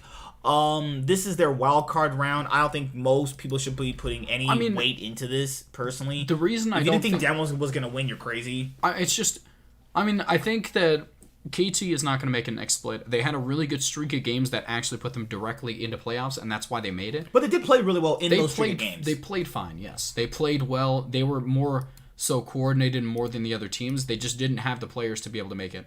I think that my big problem with this is that the flexibility that Aiming has in terms of just his inability to play mages is the reason as to why they're not able to, they couldn't compete with Ghost is able to just play everything. Ghost is flexible and he's a strong laner. That was the big thing. They started playing bot-centric comps. They started ganking bot more often, but his inflexibility makes it a little bit harder. I think that on top of the fact that they play, they still they're building comps around Tucson now. Aiming now. And that just kind of, in my opinion, I just don't think he's good enough of a player to be able to do that. I think that it's the same thing that Damwon does, but at the same time, they're able to play through Nuguri. But Damwon is super one-dimensional, though. Damwon is extremely not one-dimensional anymore ever since they got Ghost, because of the fact that with what's his name in the bot lane? Who was it in the bot lane before? Forgot his name. Nuclear. With him in the bot lane, I think they were not able. They were also not only just not flexible, but they were not able to transition into a different tile, because they always had to play through top with that. With Ghost being on this team, I think he's a lot better than Nuclear, so it allows them to play, first of all, they can play mages in the bot lane now. Not only just that, they're able to play a kind of if we can't win through top, we can still win through bot, because he's able to do that. Mm-hmm. And Showmaker still exists, so they have 3 centralized points of carry potential. And it doesn't rely solely on Nuclear Showmaker having to be that hardcore hard carry in the mid to late game. And I think that's why it's benefited them. But at the same time, I don't think I don't think this should have happened. This series was just not close. I think if it was a best of 5, it would have probably been a 3-0. I just don't think this was ever close. Yeah, Damwon just had the better players. They just were the better team overall. Yeah, all around. I think that this was not an interesting series. I think it's what we all expected, on top of the fact it just didn't work. It wasn't interesting to watch. This one got people's heads turning. This one was it's Damwon really gonna pull us off. So you had Damwon playing Dragon X. Dragon X had their number in the spring split. So the way it worked is the reason as to why Dragon X was smashing their early game is because they were able to track Canyon in the early game, because he actually is one of the, in terms of just recently, he's been one of the more one-dimensional junglers. He's not been able to transition into a different type of playstyle. He clears his top side, ganks bot, and then when he clears the bot side, he goes top. He recalls usually, and then goes through the top side bush, and that was something they were able to catch on to, and they were able to completely abuse him in the first 2 games, and that's why they lost those 2 games. Not only that, but they somehow always got LeBlanc into Zoe. They never banned it. They didn't ban LeBlanc until the 4th game, I think. Mm-hmm. I think the 3rd or 4th game is when they finally banned LeBlanc, because they finally came to a senses. Hey, this is just a complete mismatch. And when they did that, they just picked Irelia, which is another counter matchup for Zoe. So Showmaker was counterpicked in 4 out of 5 games, I believe. That already handicaps him, right? And that's your main centralized point of early game aggression. So it makes no sense to me as to why you allow this to happen every single game. You don't even have to blind pick him. You just have to ban LeBlanc or Irelia. Like, LeBlanc, you can pick Irelia top lane, like, just do something if you're going to pick Zoe. Zoe is really, I think it's a priority pick in LCK more than anywhere else. I think its ability to have long-ranged engage is again, I agree with it, but if you're going to pick it constantly, you have to get a better lane matchups. Like, you just can't let an early game, like, kind of comp like this consistently get countered like that. Because he was losing every single one of the trades. He was down 20 CS every single time. They didn't give him gank, so he wasn't able to transition out of lane because Zoe just doesn't have the lane, like, the clear that LeBlanc does, like, post, like, level 5. Well, to be fair, before Ghost, they didn't have an identity. They were that Showmaker Naguri team. Well, I'm just that saying, like, only played one there way. Was no reason to constantly give Zoe to give Showmaker the losing matchup. There's absolutely no excuse for it. They kept picking Set because it's a. Well, you said it was a bot centric meta, so they drafted toward a bot centric comp. They don't have. I mean, first of all, you have to take into consideration your teams again. I'm saying it works well, but you have Showmaker and Naguri on the team. You don't just play bot centric because most people do. You have two of the best mechanical players in their roles on your team in the world, and you're gonna play. It's not even bot centric. This is a passive early game. They literally just. Damwon did not have an aggressive early game. Damwon not only didn't have that, they didn't have, like, they weren't able to win the early game because they had losing matchups in 2 to 3 lanes every single time. Like, they were outdrafted in the first 2 games. They were not only outdrafted, but they completely read how Canyon was ganking the early game. And Canyon swapped it up in this 3rd game. I think he started being more aggressive towards the mid lane. I can't remember exactly where he started ganking, but he started transitioning less out of his usual pathing, so they weren't able to read him, which brought it into him not being as exploited in the early game, which means that, like, Piosik has to actually play the game now. Like, Piosik, if he wasn't, like, he was relying a lot, like, most of the early game aggressive things that Dragon X was able to get was out of, like, engages by Varus. Varus was the main primary source of engage for this entire team, and he was constantly the one that was, like, making most of the aggressive plays early. And I don't know why they constantly made this happen too. Like, they kept flexing the set. Not just that, but why did they consistently make it a Varus versus Ezreal bot lane that Varus is, Ezreal's safe, but, like, they thought that Ghost could probably outplay Death. You can't outplay Varus as Ezreal. You lose early game regardless of who you are. Like, I could probably beat, like, a higher ranked Ezreal player as Varus in the early game. Maybe they're thinking of it as a skill matchup. It's not a skill matchup. It's Ezreal loses to everybody early game. I mean, well, you factor in draft. You're not always gonna get all the winning lanes. They lost every lane. They got a losing lane bot, a mid. They got a losing lane in a, like, what was it? They got a pretty okay lane in top, but it like, you have to win that early game or you lose, and they didn't gank it. Like, they literally got out ganked. They got outdrafted, is what you're saying, in 2 games straight. Like, this is the turnaround game. Game 3 was their turnaround game. Something clicked in their brain. It wasn't even just that. The thing about they have picked Set every single game so far, and it's at that point it didn't work. Set is fine. Set, it's not just because you don't just not pick him because he didn't work. I mean, Set. The reason that Damwon started doing better is because of the fact that because of the fact that Canyon stopped being so one-dimensional. He stopped, like, this is the first game where he didn't die some way in his jungle to either a counter invade or to some sort of, like, engage by Varus. They banned out the Varus, I think. I think this is the game they finally banned Varus. They picked a secondary point of engage from, like, support. Support, like, there's long range engage. They actually did ban Varus. Yeah. It was, like, the first game they banned Varus, I think. Yeah. Like, they picked a lot of secondary engage. Like, Burial's Bard was atrocious. It was completely terrible. But it wasn't a bad pick for their comp. I think it was like, you're trying to pick a massive amount of forms of engage. Bard works well into Orin. But at that point in the draft, Showmaker and Naguri aren't doing the engage as well, so who do you give it to? Well, I mean, Showmaker was never in a winning matchup. He was playing fine post-laning phase, but he lost every laning phase because he had the... I mean, again, even in this laning phase, he has a losing matchup. He still has a losing matchup. It's like their best player and they're not drafting for him. First of all they did was bring in more centralized points of engage. They have Set... That's a nice dodge you did there, too. They have Silas who can literally function as pretty much whatever ult he steals, which is really good into Ornn because Ornn has one of the best, like, engage ults in the game. They have Bard, who's one of the highest long-range supports in terms of just engaging the game. So they have a lot of long-range engages for this team, and they have Set, who just works really well as a secondary point of engage. Set in anything makes your comp stronger. I'm He's just just saying, an OP champion. all around, they just have a really good engage comp that can actually... that kites really well because they're really mobile. Like, this is an extremely mobile comp, except for, like, Set. Wasn't it one of these games Showmaker was getting dove mid because of LeBlanc and... They just did it right. Literally, yeah. It was Lord, Showmaker, I felt so bad for him. He got the raw end of the stick every draft. Yeah, it was unfair to him. They should not have consistently let him get LeBlanc picked into him. But at the same time, like I cannot, like, this comp works out pretty well for Damwon because their biggest problem was letting Dragon X engage in them before they did and getting themselves engaged on in the jungle. And with the comp that they picked, it wasn't allowed.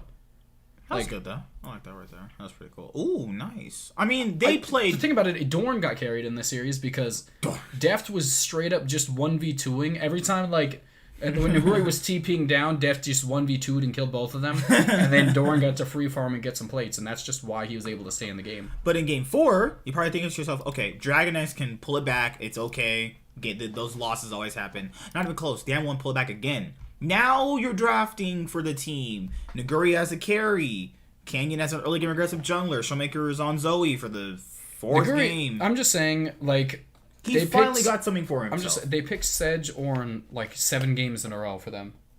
No, for Damwon. Yeah, but I'm talking about Dragon X. For Dragon X, they just didn't swap up comps, and they also like, it's not like they had to They were doing that, if it ain't broke, don't fix it. No, that should never happen. It's like... Dragon X should have been forced in the second game to pick something else because of the fact that if you consistently pick the same comps, it's easy to counteract them. You have to kind of be versatile or you're going to consistently be banned out. But why show versatility if you're winning with it? Well, that means you show something else to the enemy team who's going to see that later on. What? At this point, they don't know they're going to face TX. Against normal teams, yeah. Against normal playstyle teams... If you consistently pick the same comps, unless you completely destroy them, they will be able to counteract you in the next draft phase because they're going to ban out 1 to 2 of the primary key points of it, or they're going to draft against them. But it's just this doesn't work against most other regions. It would not work against LPL because they're just so disgustingly versatile. Yeah. But I understand why they didn't show anything right in this moment because. If they're going to face T1, you don't want to show all your cards because then now they never showed cards. They consistently picked almost identical comps, even in the last game. Mm. Like, it's not like they swapped anything up. They just... What else would you give Dorn then? Dorn? What else would you give Dorn or Yosei? Okay, because they're not that strong. First of all, they had to ban out the Silas that time because it counteracted their Ornn pick. Yeah. But the reality is, they didn't ban out the Jace that time, so he was completely counteracted in the laning phase. And if you don't gank the top lane when it's Jace versus Ornn just loses. Like, Ornn is able to scale back into that, but Jace with a slight early game lead is always going to win. Like, he also sniffed the gank, too. He knew that Dorn was playing more aggressive, so he knew he was getting ganked, actually. Dorn is never going to play aggressive, so if he ever plays slightly aggressive, you're getting ganks. But that was Game 4. Damwon almost got the reverse sweep, as you guys know. This is Game 5. So let's actually review this draft phase. So I don't think we've actually did that so far. So let's review this draft phase. So let's go all the way towards the very beginning. So very beginning, you take Jace for Naguri, and you take Aphelios for Deft. I mean, Dragon X banned Set, Syndra, and Trundle. It's one of P06's one of his most comfortable picks is Sejuani, so I understand why they picked it instead of that. P06, I mean, again, the reason that it doesn't work out is because P06 just plays junglers, like tank junglers, pretty well in general. Mm-hmm. So he's able to pick up the Olaf, who not only beats Sejuani completely disgusting in the early game, but also is able to transition late game into somebody who's able to dual tank. So she's just all around. She provides more CC, but she'll never be able to be as impactful in terms of just like because Olaf can stand towards the front, and unless you get a blind pick. In terms of just CC, you're not going to be able to get onto his back line. But I think you missed something here. You got to factor in what side you're on, red or blue. Like, you have to ban out things on certain sides, or you just give that over. You can't just give over OP picks. What OP picks did they pick? You don't just want to give over Senna or Callista, and they're forced to ban that on this side. I mean, I'm not saying they did anything. First of all, the reason that they picked on this side, that they picked Sejuani, is because they were like trying to force into less primary, like force them into less engage on the Dragon X side. I think that's probably why they picked the Sejuani, because at that point you kind of had to pick Olaf. I think there's not too many junglers who scale as well or have as impactful as the late game. Like, Olaf can counteract her in all phases of the game, and that's why you pick her into that. They have a lot of, like the way Damon's comp works is they have a lot of they have a lot of engage in terms of just, like, Sejuani and Ghost the finally ability got something that well, was just like Ezreal. the way that Dragon X's comp works is that they have to get on top of the backline, and this backline has so much range. Like Ghost doesn't even actually have to auto attack with Misfortune because he can outrange her. Yeah. And Azir is literally just one of the most long-ranged mages in the game, so that works out for him too. So those drafting phases, okay, roughly. I mean, I think that neither side won out like substantially well on this. I think that this time they picked up both the what's it called? Let me see. I think they banned LeBlanc that time. They should have. No, I'm trying to see. No, they didn't. They just didn't pick They just left it open because they. Oh wait, no. Did he pick Azir early? He chose Azir and the third rotation for Damwon. I'm assuming. Yeah, I think they're the big assuming thing that they probably either contemplated picking it themselves or just banning it. Because remember, at that point, they didn't have the two other bans for their side. Well, the big thing about this, obviously, is they picked Irelia, who's one of the two main counters, in my opinion, to Zoe, besides, like, one of the characters that are counters in solo queue, but just don't transition well in the pro play. Yeah. They picked one of the two main counters to her in playing Irelia top lane, which means they have, like, again, there's not too many things you can pick against Chovy at this point. You could pick LeBlanc, but that just makes your comp that doesn't like to engage very well, and it's essentially just a peel back comp that has a lot of poke and ability to damage them from long range. If you pick LeBlanc into that, you don't have that anymore. You're more so like you have to transition into a heavy engage comp. I mean, I don't think either one of these comps was impressive. Like, in general, I just think that Damwon outdrafted themselves in 4 out of 5 games. Like, they just didn't draft well. Damwon actually very well could have won the series. Well, I mean, the big reason they lost the first 2 games is because Canyon was so completely readable. Like, he was read too well. Also, they put Showmaker in the dumpster in their own drafts. It's just this what it is. Like, the whole reason they were not able to win this is because of the picks they get picked, and on top of the fact that how much of the early game was affected by Canyon being completely caught out each time. Like, and on top of it, Deft played out of his mind. I think Deft was the best performing player by far in this entire series. Kira played well too, but I think Deft and Kira were tiers above everybody else in this series, and that's why they were able to win. Now, we already covered Dragon X versus T1 already. Most of that series was just kind of different for that one. We also talked about GenG versus T1. GenG versus T1. I mean, this is literally like FlyQuest 2.0 for like C9. You opened up like 70 different tabs. Holy crap. Let's go back to this one. Yeah, I mean, I'm kind of sad that GenG lost that because I know they can play better than that. That's just horrible. Oh, yeah, I forgot. They haven't played yet for that. But, I mean, I know they can play better than that. And it's like, I don't understand why they got tilted after one game. It's not that big a deal, personally. They lost 2 bans because they were late. They had extremely good dives in the bot side in terms of that game. They just completely... They were completely, like, what's it called? Out-engaged on. Like, Volibear support. Volibear support works extremely well with Callista. The problem is that they didn't ban Thresh, which means that you have no way for the Volibear to get in. Like, Volibear Callista is insanely hardcore. Like, if you get a flip on that, you literally just kill them. Like, most supports you can just flash on the ADC or the support. Volibear has a flash fear. You fear first, yes. Yeah. You fear first, and then this crackhead. What is he doing? Like, this crackhead mid lane, please sees him. He didn't see him there, Joe. So come on, stop unmuting it. Oh wait, did I mute it? Oh, they can hear it in your audio. They can't. I muted it.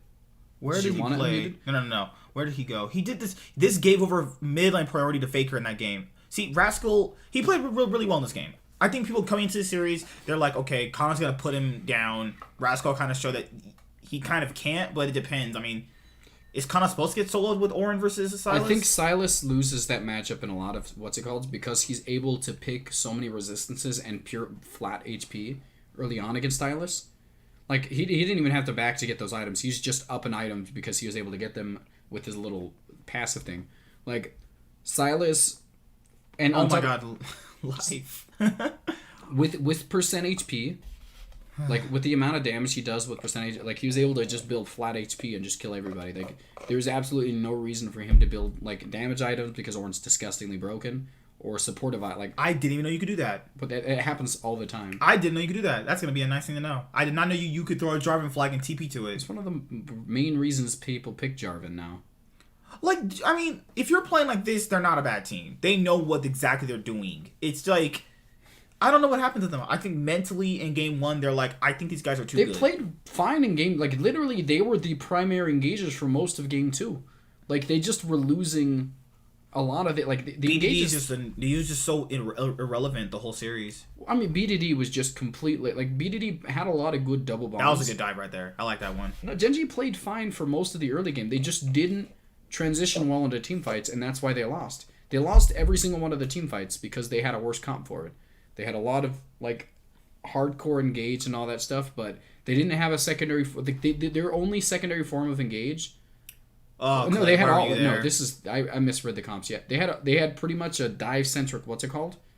And there was not too much peel back for them. I think that, like, Ornn can function as a secondary peeling, like, character. SKT basically won the draft every game. It's not really... I think the drafts weren't always in their favor. They were completely just outplayed in the team fights. I don't think they ever lost the draft. Volibear support. Volibear support. I mean, again, I think Volibear support works well. I think Volibear support works well with Kalista specifically.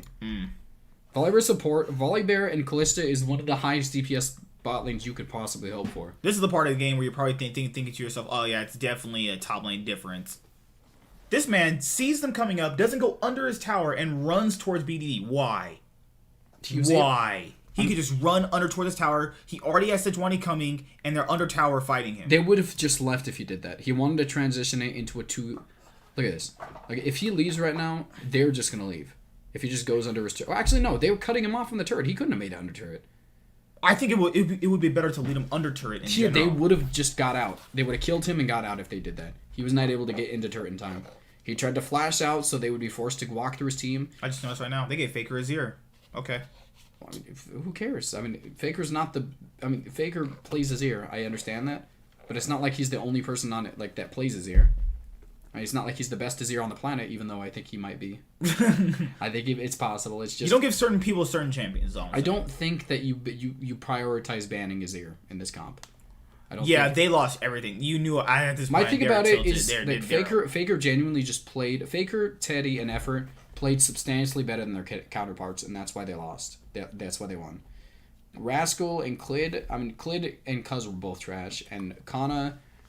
did not do as well. That was a horrible recall. It was. I'm just saying, Clid and Cuz both were trash that series, and Kana was not better than Rascal anywhere outside on laning phase. He that's cool though. You got a new subscriber. What? The notification bell came up. Oh, did it? Yeah, I just seen it. I swear. Oh, look at that. I'm sorry, person who just subscribed. We're new to this kind of thing, but thank you so much. But I don't know. Do you think GenG can win next split? Do I think GenG can win next split? I don't think. First of all, SKT win their 10th. This is their 9th title. They will have won 10 titles if they win next split. Who I think I want Ruler to win so bad. Ruler, stop being a baby. You're a baby or Piglet.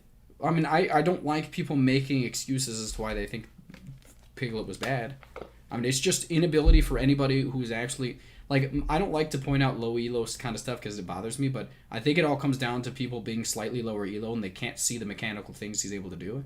And that bothers me a lot when people just say the reasons as to why he's bad because they can only see the big plays that happen. He says the same thing, but then downplays me when I talk about Ruler this way.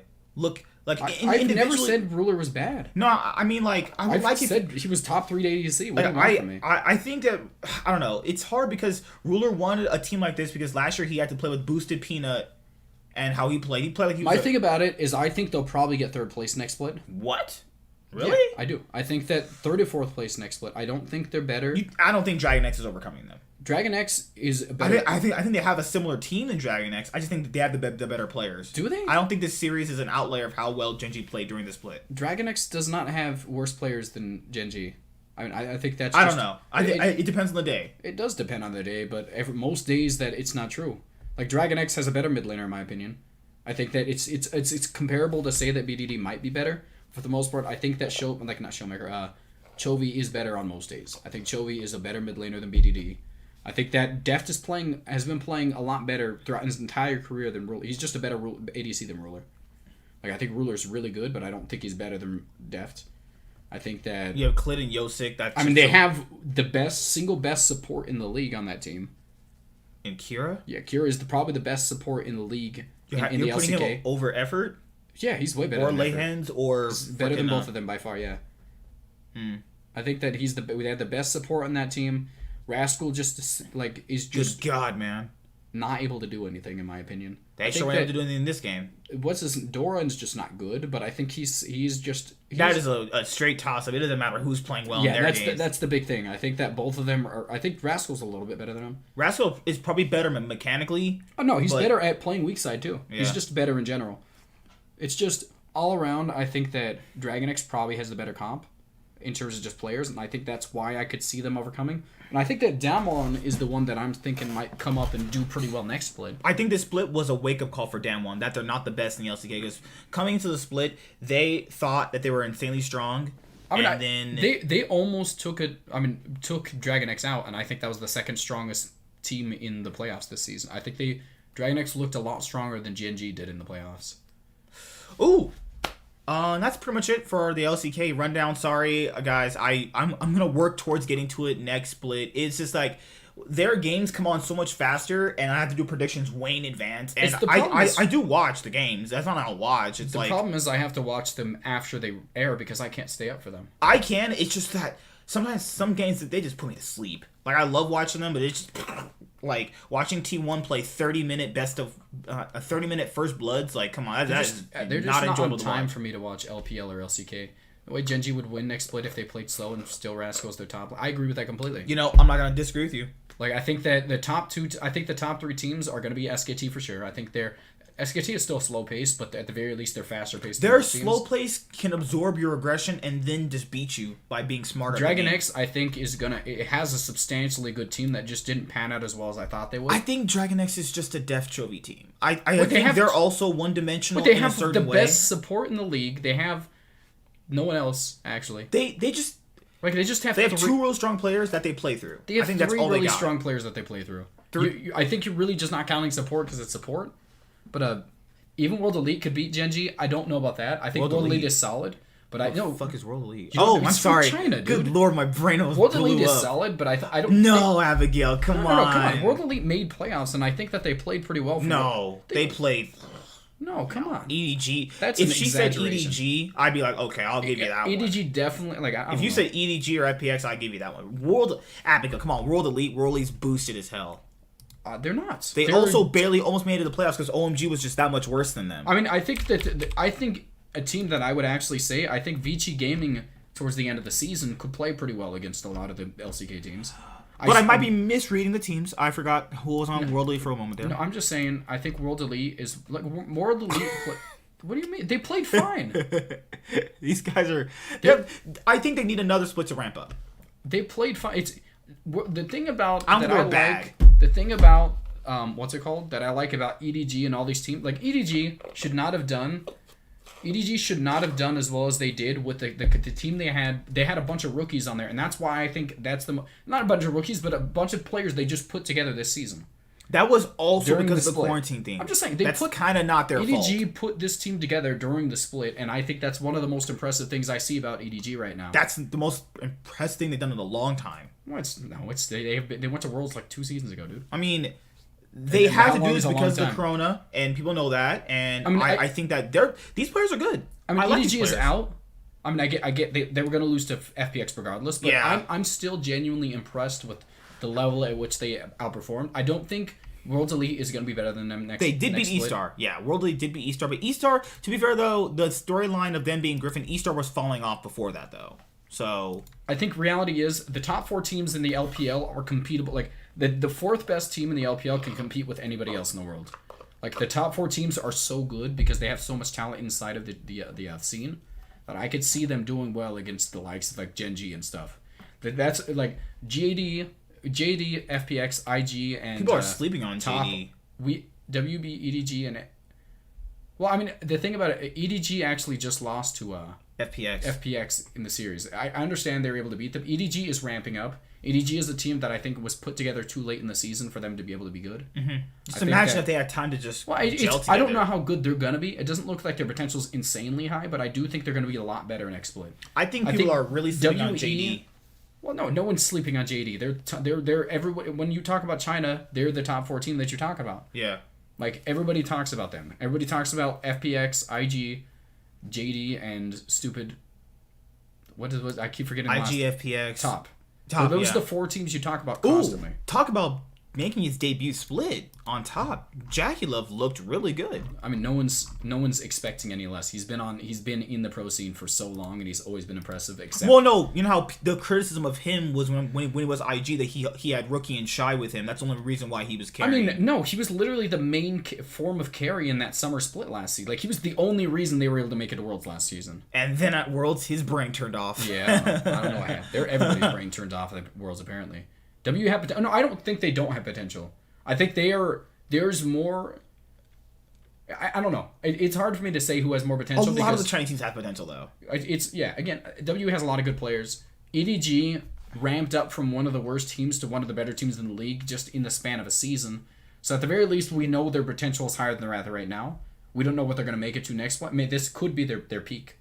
They could be a lot worse next split. I don't know. I'm just basing it off of how much of an improvement they made throughout the entirety of the season. Like, teams that...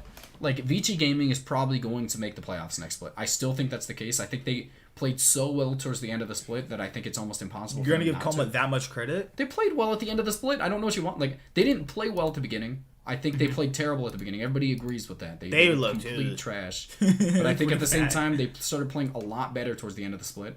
I think their comps are one of the better inside of the LPL. But, I mean, it's hard to say because the LPL is such a diverse pool. Huge. Yeah, no, I get it. I'm not saying that WE doesn't have a lot of good young players. I 100% understand. Morgan's been in the scene for a little bit. I'm not gonna say. I don't remember him actually. Morgan's not new. I mean, I remember who Morgan is. I just forgot what teams he was on. I'm gonna say all around. I think that Coma, KK Coma, whatever his name is. Yeah, I think that That's the best thing they've ever did is bring in Coma for Vici. Well, they'd be lost. No, it's him. Definitely Vici has done so many things in their history. They just have never panned out. And this might be another one that they bring in a high profile player from SKT. Coach. Remember Easy Hoon, Bangi. They brought in what's his name too. Oh god. Was Maran on that team or is that not the team we went to? That was Top. No, he was on the team before Top, right? He was on Maran was on Afrika, Top, and LGD. I'm trying to remember. It's been remember he was on LGD. That was one of the biggest signings that had happened at that point. Like all around, I think that Vici Gaming has had some of the most influential pickups inside of the offseason out of every team every single season. It just never works out. So it's obvious that they have the money and they want to put effort into making a good team. It just doesn't work out for them. I can respect their attempts every season. Yeah. It's not like they don't attempt to make good teams. It's not like they don't try to win a title. Suning is my favorite team because they have they have SOFM. SOFM has been my favorite jungler for seasons. To be fair, Abigail, I think that SOFM could be if Kanavi didn't have a good split as he did, SOFM could have been an MVP if Suning was better. I think SOFM's first 3 seasons were some of the most I think in he came in the season 5, right? Season 5 and season 6, I think he was a world-class jungler. I think he was season 5, he was the best jungler in the world. He just never got to have a good team around him. People are massively sleeping on SOFM. Yeah, they have 4 slots. LCK, that's our next topic. So after we get off this one. Okay, so LCK, LPL and LEC have 4 players going to Worlds. I agree with that. LCK and NA still have 3, I think. Okay, so at this point, let's go over Worlds 2020 changes. So if you've been living under a rock, MSI is canceled. I know, it sucks. But a change to accommodate for no MSI this year, I don't know if it's going to be for next year, because obviously Corona's probably not going to happen next year, is the LEC and the LPL get to have 4 teams because of their last international success, based off of Worlds and MSI from the last 2 last 2 seasons or the last tournaments. So that means what most people are thinking of is the LPL, who already won 2 Worlds, gets to add another world-class team to that. Now, that means if you're thinking about the LEC, you're thinking about teams like Origin and Rogue or Misfits or Mad Lions potentially going this year. And they don't even have to be the best team. They just get to go because of what's going on. My big thing about it is obviously the fourth best team in the LEC. I think when it comes... Why LCK just 3 slots? It's based on the last tournaments and their success of those tournaments. So, LEC, LCK, Finals of Worlds... I'll be honest, I would prefer all of the major regions besides NA. I think you'd have to give NA credit, the 4th slot, just because it'd be unfair. But I think I would really like to see the 4th seed from LCK go. Recent international success is what they're basing it off of. I mean, let's be honest here. Worlds 2020, LEC, LCK. LEC only literally has one team that's solid every season. I don't know why they get to send 4 teams when they only send one World's quality. This might be able MSI 2019. I'm just saying, Team Liquid G2. I'm saying before that. All I'm saying is LEC only sends one competent team that could take on Worlds. But you're not factoring in that. I'm literally factoring in the last if you're going 4 based international tournaments. LCK has not even made the finals. I'm saying they're going purely based off results based. When in reality, G2 is a stacked team. No one else in LEC can compete with them because they put the best players on that team. I don't think it should be the case. I think that LEC in general it doesn't have. Post G2, I don't think they have any world's competent teams. I mean, Fnatic can on certain days. Fnatic I can see them making it to like semis again. I don't think they don't have the ability. They're not going to make finals again. Fnatic is not a G2. They're not competent. He's saying that G2 is not the whole outlier of how strong Europe Fnatic is. in season 2018, I was not impressed with that. That was the least impressive finals team I've seen in a long time. I was not insanely impressed with that Fnatic making Worlds. I think they had some kind of cool meta picks, but that was pretty much when the meta started shifting towards aggressive early game centric comps. No one was ready to be able to play it, and Fnatic took advantage of that. I think LCK should get 4 slots purely based off of their dominance before. Their dominance in pretty much throughout the entirety of the world. But they're basing it off of recency. I mean, that's okay. I mean, they're not basing it off recency. They're basing it off G2 being good. Well, no, it is based off recent tournaments. What about a Fnatic? Fnatic's done nothing.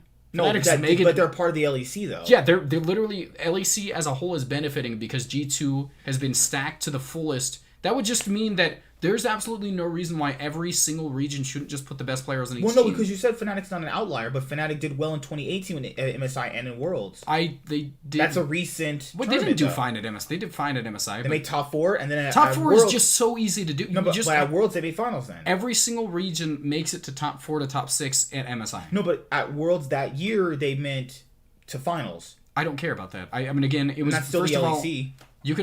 They're not basing it off of 2018, and even if they were, no, yeah, they are. I swear, they didn't. It was the past season, past 2 past 2 seasons, and then those were LCK 2 international events and past season. That's MSI and Worlds. No, but that was also including 2018. LCK 4 slots and 1 slot for random wildcard region. I would love to see LCK get a set 4th slot. I think they should get a 4th slot. See, that's not fair. I don't care about fairness. We're basing it off of what teams have been. To balance it all out, LCK and LCS should get 4 teams then. I mean, I don't think LCS should get 3 teams. They don't have enough good players. I mean, I think that... But then people are... It's unfair. Its reality isn't unfair. I get why they're doing it. I think just purely based on sense-wise, it makes sense to an extent why you would do all this stuff. Do I think it's good? I think LEC has benefited from shoving an all-star chalk full of one-star team, and they've benefited from that because LEC is the 3rd best region. They are the 3rd best region all around. They are just benefiting from the fact that G2 is so... They it's literally just the Golden State Warriors of league. They're not as good as the LCK in general, even if they're slow paced, bad tempo kind of meta, whatever it's called. They're not as good all around as the LCK is. They just have G2 in general that's allowing them to get that 4 slot. Oh my god! I understand why it makes sense. I get it, but it's not enjoyable. All right, so because this is what I want people to understand. It's not just the last year. It's where did you see this at? I'm getting it to you right now. Right here. Yeah, if you guys watch my video, it's right here. Yeah, based on it says it right here. Based off international performance of the last 2 years. Remember, in 2018, G2 were not good. Fnatic was carrying the LEC. It's based on the last 2 years of performances. LCK.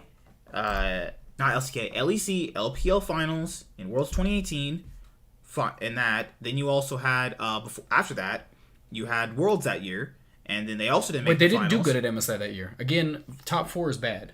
At No, MSI. no, so not discounting that. It's after that at Worlds 2018, no finals. They got knocked out in quarters by Cloud9 to be finished off. Then after that, If you put LCK versus LC team will win, but G2 is just G2 again. The way it works is if every single region got the best players of their region on a team, they would still suck. No, they wouldn't. Like honestly, I think you could make an internationally competent team. It wouldn't be as good as G2, but it would be insanely competent if you put the best players of each role onto a team. On the NALCS, like if you put like the bot lane is like Sven and Vulcan, the mid lane is Bjergsen, Your top lane's Licorice, yeah, and then the jungler Dardoch. is like just like you make a team like that, they could compete internationally too. The way it's unfair is because it completely it kind of misrepresents the whole region as a whole. Do you think which do you think would top versus IG? Who do you think would topple IG, like win over them? Is that? I thought she was asking. I think knew she's it. asking who would win out of top versus IG. Top versus IG. Is that what you're saying, or are you saying because I think top is probably going to win. I think that I don't think they have enough. I think that they just like the difference in the ADC role. I think that like as it stands right now, I don't think Rookie is playing better than Knight. I think that all around, I think that top is probably the better team. I'm hoping they win. I really want to see top go to international stage. It wouldn't matter. Never mind. Spring doesn't matter. And they're gonna go to international anyways because LPL has 4 teams. So Well, they hope don't even have to do a regional qualifier. It doesn't matter. we have to hope that RNG doesn't turn it on with and Uzi. when Uzi comes back. I mean, I don't think it's looking pretty bad for them right now. You know what would suck for top is that in if top can't make it this year and they're adding in an extra slot for them basically to go when they still can't win. That's just crazy. Oh, win in semis. Oh, top versus IG semis. Oh yeah, you're right. That's what I just said. Hard. I just think that IG will win. I mean, I think top is probably going to win. I think that just all around with how well they're playing right now as a whole, I think that they have the better team as it stands. Let me actually see when they're going to play. I would love to predict that. That's actually really fun though. See, these LPL matches are so fun to watch though. And they're so random. All right. Oh yeah, she's right. You are. Yep, that's tonight actually. IG versus top. Ooh. I'm not going to be awake for that, but it'd be great. That is super spicy. You already made a prediction. I'd say IG win 3-1. I think it's probably going to be... Karsa is just not who he used to be, honestly, right now. He's playing like a crackhead. I just don't think he's that good right now. I mean, top esports is all around, in my opinion, the better team right now, besides maybe top. Like, the top lane might be the big difference for Invictus Gaming, but even then, top and jungle are the problem because if you have I don't think jungle is right now, a big difference for Invictus. They make your bets right now. What do you want me to bet? Make your bets. Good lord, what do we bet? All right. So here's the thing: if IG win, what do I do? I don't know. I'll wear a what do you funny have to hat. offer? Oh, I'll wear wow. a funny hat. Yeah, I mean, anything. I don't. I'll think of something. Maybe we'll just do another stream then. I don't know. JD, top, and T1 are a complete team right now. I agree with that. I think that top is one of the best teams in the world. I don't know about JD being... I don't think... my big thing about it is that, again, I think FPX's early game is a lot more coordinated than JD's, which is why I'm kind of curious. It's just, JD obviously has the better players. JD has the better players than Flum plus Phoenix right now. It's just... I think that's just obvious. But at the same time, I don't know if JD has the better coordination early game to be able to close out a series against... Like, they'll probably be behind in every single one of these, and it's going to rely on their mid-game turnarounds and team fights for JD, which I think they could do. I think the meta is dictated by how strong your jungler can path and what lane he can actually affect, and Karsa just has not been that player. I think that Ning and Lian have been that players for IG, though they are not as good as Karsa. Doesn't really matter to me. I think it matters because I don't think they're going to prioritize the bot lane as much as they should. Knight doesn't get any resources from Karsa at all. He doesn't need any. I mean, Gimgoon is... Yeah, I agree. Gimgoon is substantially better than stupid... is substantially worse than... The Shy? No, we're talking about Zoom, I think. Yeah, Gimgoon is substantially worse than... Like, I agree with that. Good God. I agree. That's definitely the case. But at the same time, it's not all about... FPX plays so well together that they kind of mitigate that weakness. It's not mitigated. I definitely know it's still there. I wouldn't be surprised if JD won, but I think it's probably going to be 3-2 in FPX. You know what? No.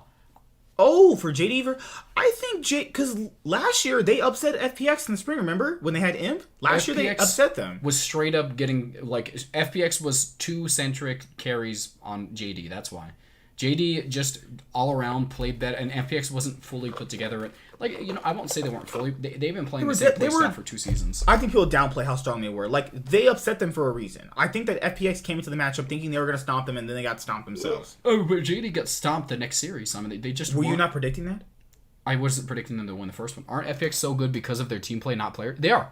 They're It's a combination of both. It's really not. I mean, they just don't have that strong of players. I think they have strong players. I think like that they're strong players that are complemented by being really good together. I don't think they've ever had insanely good players to where I'd say, wow, they have at least. It's hard to rank top If we go 5. straight based off mechanics, I mean, Doingby's not that mechanically good.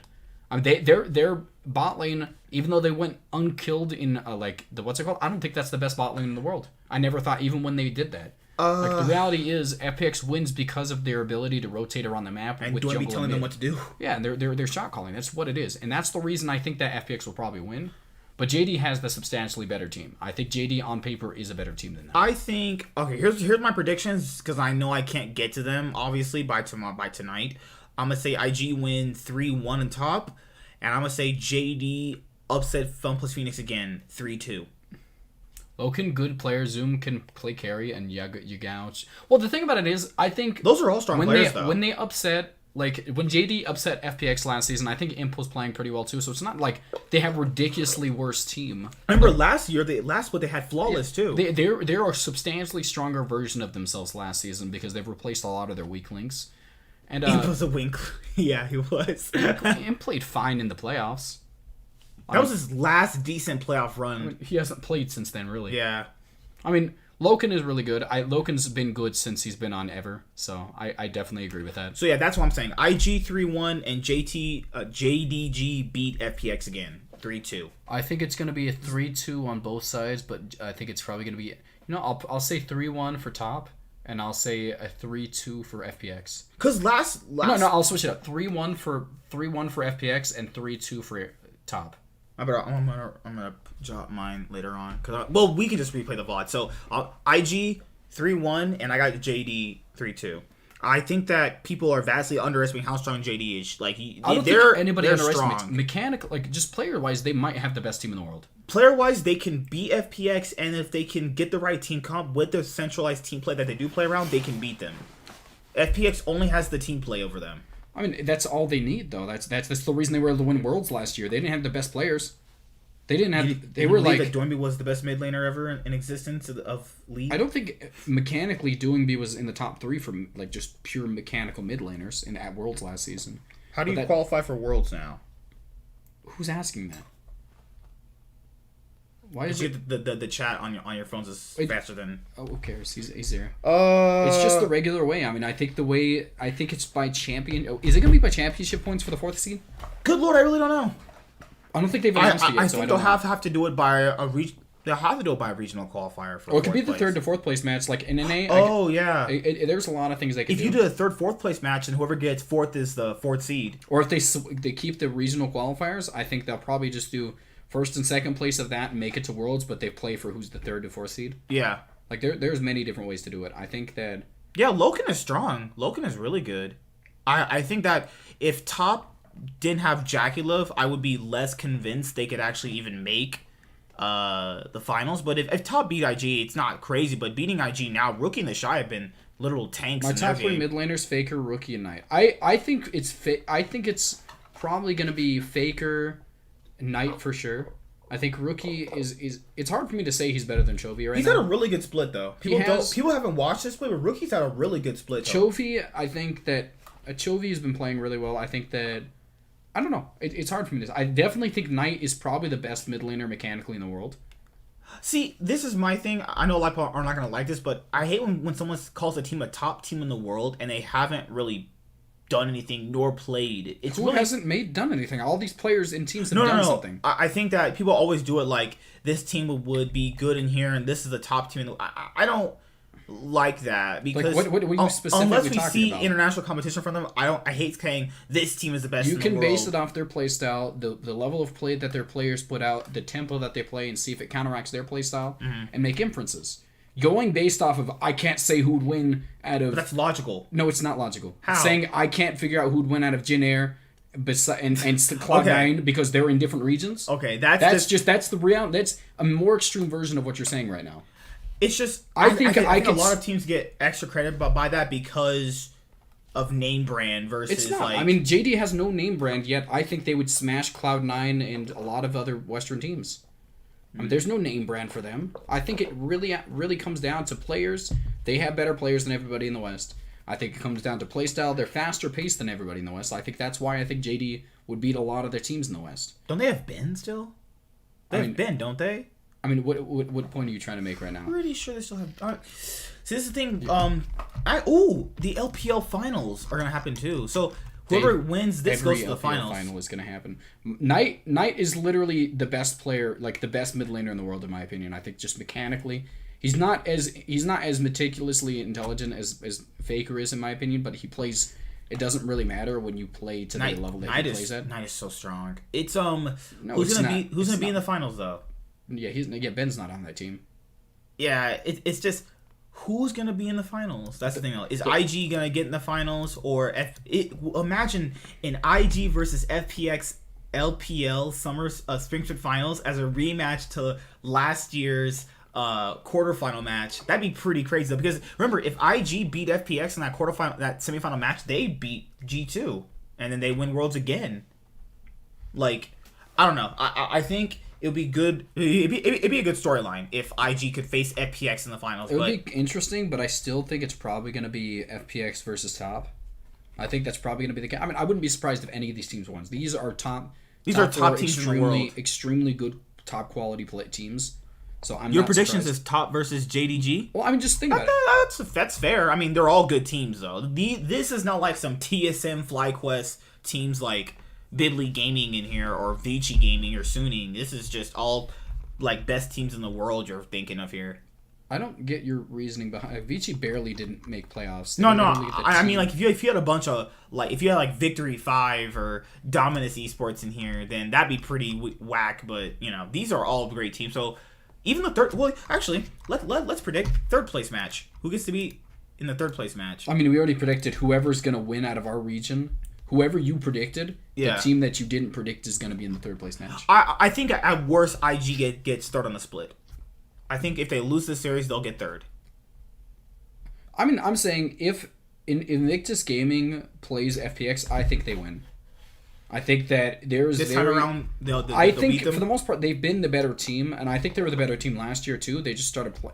They should have been the better team. I think they started completely underperforming, but 2018. Invictus Gaming is substantially better than 2019 FPX. I think that's not really a toss-up in my opinion. Yeah. I think that when Invictus Gaming plays together, they have a better grasp of the meta than FPX does. Even with their team play, they're not as good as Invictus Gaming on their good day. The problem is that Invictus Gaming hasn't had their good day since 2018. They actually have the most coin flippest jungler in the playoffs It's not even just that. They got a good bot lane, but they replaced Jacula with a substantial... Like, Puff and Southwind are fine. Puff is a downgrade from Jacula, but Southwind is an a upgrade gigantic from upgrade. It doesn't matter... That's not really better, though. It is better. They're the less of the sum of their parts, though. It's really not completely... It's not true at all. I mean, I think that replacing a support with a substantially better support gives you a better early game. And it depends, though, because if he gets matched by someone, because he's not like so much incredibly better than this field. He was like probably one of the best supports in the region. I would say. I mean, it's hard to say that he's not good.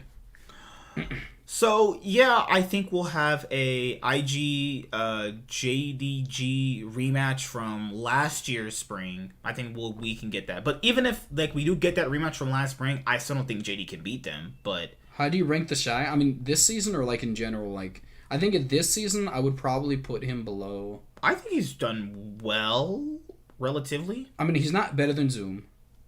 Yeah, see, this is the thing, though. He's had a underwhelming split, but it's not been underwhelming. I mean, he's still one of the best. Yeah. I just think that he's not as good as Zoom. I'd say top 4-ish material, at least. I mean... Because I would say top 4. Top 4, I mean... Because maybe we can't go through all these rosters. That's a lot of rosters. I mean, I'm not gonna say every team. I'm just trying to see. I'm trying to see if I'm missing an. OMG has a good top laner too. I mean, I like Flandre. No, Flandre's good. Don't say that. I want to hear you. He hates me when I'm in my There's a opinion. hacker. Southwind best support right now. LPL. I mean, he's definitely one of the best supports at the very least. I think it's He has a undeniable. bias towards supports. I do. I mean, that's why I didn't say that about Bao Long, huh? Oh yeah, Balon was the best support in the I'm a world. support main. That's because I don't have a brain. I have enough of a brain to play mid. So And he's I have, also less I have to mechanically respect. good than me. That's not true. I don't know about that. I don't know about that one. Yeah, I mean, all around, I think he's probably, in my opinion, the best top laner. Like, one of the best top laners. Like, Ling X is not playing as well as he did last season on RNG. I think all around, probably the top 2. I think he'd probably be top 3 top laner. I think Zoom is probably number 1. Mm-hmm. I think, and who would I don't think I could put anybody else above him right now. Yeah, Morgan's pretty solid. I don't think Morgan's actually really solid though. He's not as good. He's not as good as the Shy, I don't think, though. So I'd probably put the Shy at number 2 right now. You wouldn't vote Lang X as decently good? I think Lang X is fine. I really liked Lang X when he was on stupid. What's it called last season when he was a different name? His name was Zhao Ao. Zhao An. Yeah. I think his name was that the jungle. Was that him? Zhao An Hacker. Yeah, Hacker's on OMG now. Good That's lord. unfortunate. And he's gonna sacrifice his career. All right. So to round this up before we have to get out of here because I'm old and tired and black. All right. So cross team battles. Oh, you want to do that? So at LOL Esports on the Facebook page, they do this thing where who would you choose for a cross team of a certain year? Samsung Blue, things like G2 of last year, best Western team of all time, Don't At Me, IG 2018, things like that. So he's going to show you guys right now, actually. I haven't made anything for this because I know we're doing it. Oh, yeah. So basically, it's just going through the best world's teams of all time. Now, this also goes into other territories too, but that's just how we'll work at the moment. So what I want to do is in a future video that I'll do, I want to actually make a poll that people could vote for. Because I do want to also get the best knowledge of these teams to pick a winner. Like, I don't want to just pick one because of fan bias or anything. I want to pick one based off the strongest team possible. You know? Oops. Put it over here. Who was 0-5 made the playoffs? 0-5 made the playoffs. Who? Oh, No. They played really poorly at the beginning of the season. I agree. I'm not trying No. Yeah, I agree. I don't think anybody disagrees with you that. Like, if World Elite made top 4 next split, I wouldn't be surprised personally. But yes, these cross-team battles are going to be really, really fun. We'll have, like, straw polls where you guys can vote and see which team. I don't want to leave it up to voting. It also has to be a decision. Like, this is just an example. This is we'll have a poll based off what the poll with the straw poll things, and then we pick our own rankings.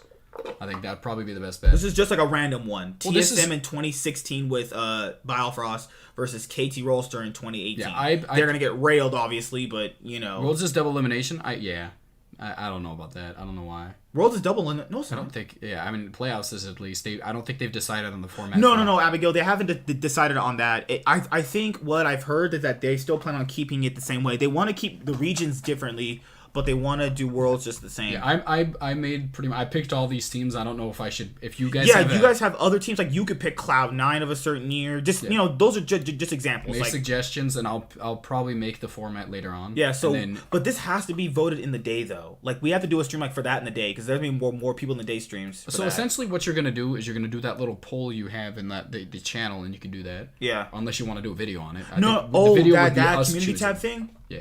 Well, you want to know the news about that thing? What? The community tab is only given to you if you have 1,000 subscribers or more. Really? Yeah. I wish Worlds double elimination. I mean, I don't like double elimination in general. I think it takes a lot of the anticipation away from the first matches because they don't have as much meaning. If you're not knocked out in the first match, I think it allows people to ramp up. I get that. But if you play bad on the day, I feel like that should be the end of it. I think he thinks that should just punish you. No, you've had all year to play well. And one bad split should just deter you One from bad your series is on. One bad series, sorry. One bad series is definitely on you. I think it comes down to how much of the feeling it takes away from you. Like there's nothing on the line for that first match if you make a double elimination. People will watch that match. They'll watch it. That's Doesn't the make thing. it. It is.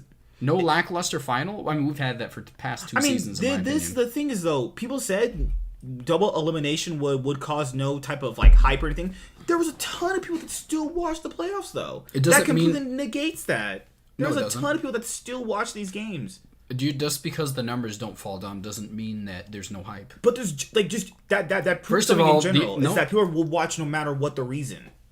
That's what Riot probably. I don't know if they want, but the regions 100% go up in views every single year. That's just they're benefiting from that. And on top of the fact, the ones that had high rankings were not the first double elimination tournament. In fact, the first matches had almost no views in comparison to the beginning of last season. Those were the really bad matchups, though. Those were happening. There was general, like G2 versus FlyQuest versus GG. That of course is gonna be bad. No, I'm just saying. The reality is the teams at the beginning of the season, the playoffs didn't have as many views because of the fact that there just is not as much on the line. Not only did they not have enough views, I mean, you could even say, like, if Cloud9 lost their first match, would you have cared that much?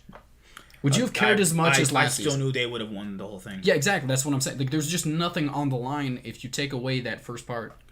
Those first matches have so much less. Because not only that, what's the reason of winning through the winner's bracket? Because I think if you went to the winners bracket, they should change that to you get another shot at winning. That's disgusting.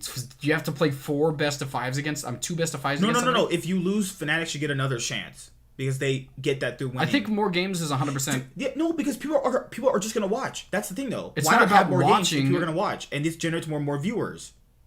It's in not the how long term. I mean, if you put more games of anything, there's going to be more viewers. That's just not a good enough reason to say Would you anything. prefer more league or less league?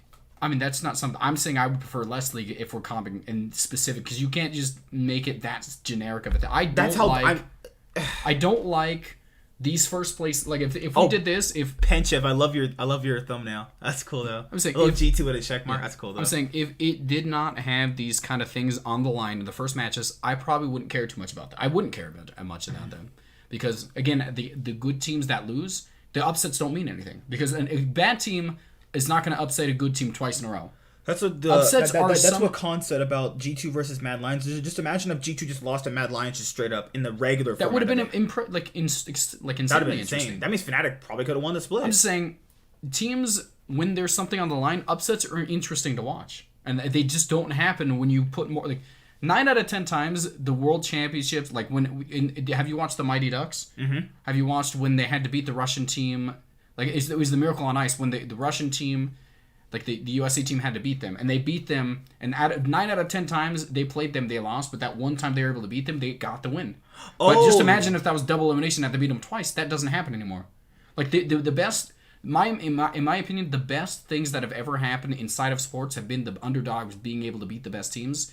And that takes away like 99% of them from happening if you include a second game having them. If you look back on that upset and you think logically on certain things where it's like, was this luck or was this team actually better? Because if that team gets an upset and then the next round gets 3-0 destroyed, that team was not better. What I'm saying is it all comes lucky. down to, it's not just luck. It doesn't matter. Luck happens, and luck is a big interpretation of why things are interesting. Luck plays an essential role. Another thing that plays an essential role is people's abilities to play against, what's it called? People's ability to play well on that specific day. Oh, yeah, we're at the bottom. Like, I don't see what you're upset. More games is interesting enough. I'm not. I prefer more league than less. It's not just more league, less league. It's about less important league at the beginning of the like the playoffs, and more important later on down the line. I think that upsets don't happen. That takes away a lot of the fun. Like, just imagine we could literally in the next few years have an international team, like an international wildcard region, win worlds because they kind of luck out in the group stages. And people will look on that, and then they play one of the best regions, and they beat them in the lucky best of. People would look at that, and it would be one of the most. Like in that moment, they would look at that. It would be later on, it would be considered, man, that Korean team must have really sucked to lose to that wild card region. That's how it's going to be looked at later on. About that? In that moment, it gets looked at as this best thing, but later on, it gets looked at as that Korean team sucks. I'll bring it up again. The Miracle on Ice, one of the most interesting. No one thinks that the Russian team is better than the USA team. Worse than the USA team, but it's still one of the most iconic ice hockey games of all time. The single most viewed game of all time, most rewatched game of all time. Yet we know that those aren't the two best teams. USA was nowhere near as good as the Russian team. But there's no arguing. What I'm just saying is the most iconic games of all time are when the underdogs are able to take games off the best teams. I understand that, but you have to look at it from. Why did that delete? Oh, he retracted it. You weren't Tax Jones, but I'm saying it in a way that you don't want to look at something later on and view it toward like a mistake. Easter teams like one half times a year. I mean, I agree. I think to an extent they should rework how the group stage works. I think that the way the group stage works is 100% worse, in my opinion, than the regular.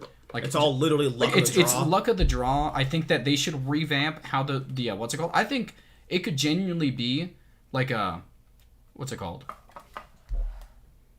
Let me think. What would it be, though? I don't know. There's a lot of things they could do. The group stage itself is the most flawed part of Worlds right now. I think it's the single most. I think the knockout rounds are fine, personally. I don't know about the knockout round still himself. Wait, are you talking about which part of it? Like just how the one game you're out if you lose. That structure is fine. Well, it's not really a structure. That's just how group stages work in general. Yeah, it's just people have always given their solutions. I don't know what's gonna work. They'll eventually change it.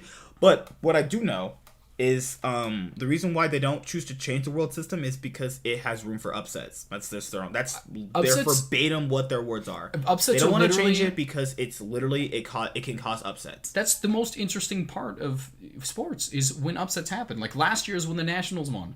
That was interesting, and they're not a better team than the Dodgers, not a better team than what's it called. They had a lot of series where they were able to play their best pitchers.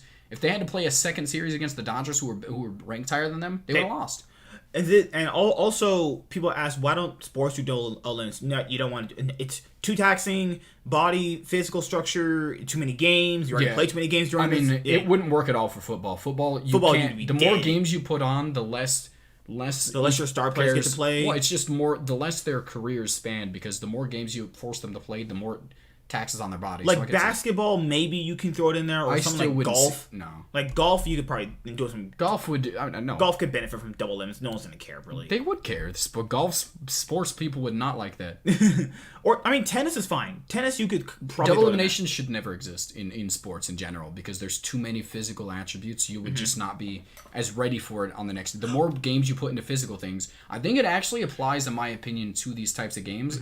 It's mentally taxing unless you're on the winning team consistently to be able to play these games where you're completely stressed out the entire time. I think teams start playing worse if they play more games in general. What? That's my take. Because that makes sense too. Like because the Western and Eastern teams only get to play half the times a year. I think they should restructure how the group stage works. I think they should. Or put make a tournament where Eastern and Western teams, the best ones, go and face them. I know. I think they should delete the play-in stage and kind of make them play before they get into the tournament, and they get directly seeded inside group stages. Yeah. And then they just change how group stage works. Like group stage, I don't have a solution to it yet. I haven't thought about it, but I think there is a genuine. I agree that teams should play at their best throughout the whole tournament, and they should be punished if they aren't. I agree. Like I think if it was a double elimination tournament, it wouldn't be the worst thing in the. I think I would be less entertained, but I could see a reason as to why I like League. That's the thing too, is people say even with double elims it makes World's Finals better. That's not. I mean, that's still up for debate too. I mean, I just think that the underdog fighting games play double elimination. It's not a tournament. The entire thing is double elimination though. Like it starts base 1, it's a double elimination because in fighting games it's such a short amount of time. It's about. Probably each set, because I actually have went to a few fighting game tournaments. Yeah, we myself. have actually. Yeah. Each set is probably like 5 to 10 minutes, and that's like. Yeah, it's less time consuming in fighting. It's less time consuming, so like if you did, they're able to do an entire tournament based off that because of how small of a time frame it is that they have to do that. Oh, but nevertheless, I hope you guys like this system. I like this kind of cool, but I'll gather as much information as I can from you guys because I do want to make a final decision.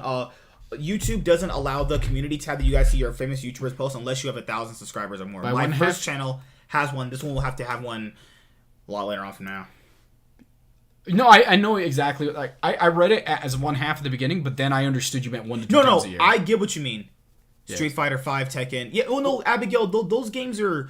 You can play 3 best of 5s. No, Tekken is way faster paced than what I was talking. Like the thing about it, their games, it's a best of 3 at the beginning, and then they play another best of 3 to see who gets through. They can play up to 3 best of 3s, and it could take a long time. It could, for the most part, almost take like 10 minutes. The reason it's so fast paced is because most of the best players finish off their early game systems early on. Like even the best players, like it's interesting to watch, But league games, one league game is longer than an entire best of one, two best of threes for a Street Fighter 5. Or even if you're factoring in games like Smash, like one league game is longer than the average Smash game. Just imagine, like, if we had season, like, two best of fives of Cloud9 versus Flash Wolves from like 7 seasons ago, and those were like an hour long each. You could literally have like a series span up to like 6 hours, and that's just gameplay itself. That would be really taxing on the team's the players, play. the viewers, the casters. It all the comes down to team. The variability between how long a team can play. Like in Street Fighter, the games themselves have a time limit. Like even like they're 60 to 80 seconds long usually. Smash is 99, right? Usually. Yeah, Smash is exactly 99. I don't know about that. I think it's actually they have a specific design. No, not 99. Sorry. Oh, fucking no. Yeah. 5 minutes. Right? Is it 5 minutes? It's not 5 minutes, no. Or just basically, fighting games in that aspect are so you can play out entire tournaments like in no time. But League, it's not the same way. And also, people keep saying that having double elims makes World Finals more better. It doesn't really though, because that you could still have that and still get 3-0 in the finals. Oh, what they're saying is the best teams will always 99% of the time be in the finals, and that's can not understand even guaranteed. It's not a guarantee, but it does make sense to why they're saying that. But at the same, I don't agree with it because I don't like the concept of, first of all, removing upsets in general. It's really unfair to players who play really well on the day, and taking away like the best teams have a bad day. They don't get punished at all for it because they're not going to have that like 2 to 3 times. Yeah.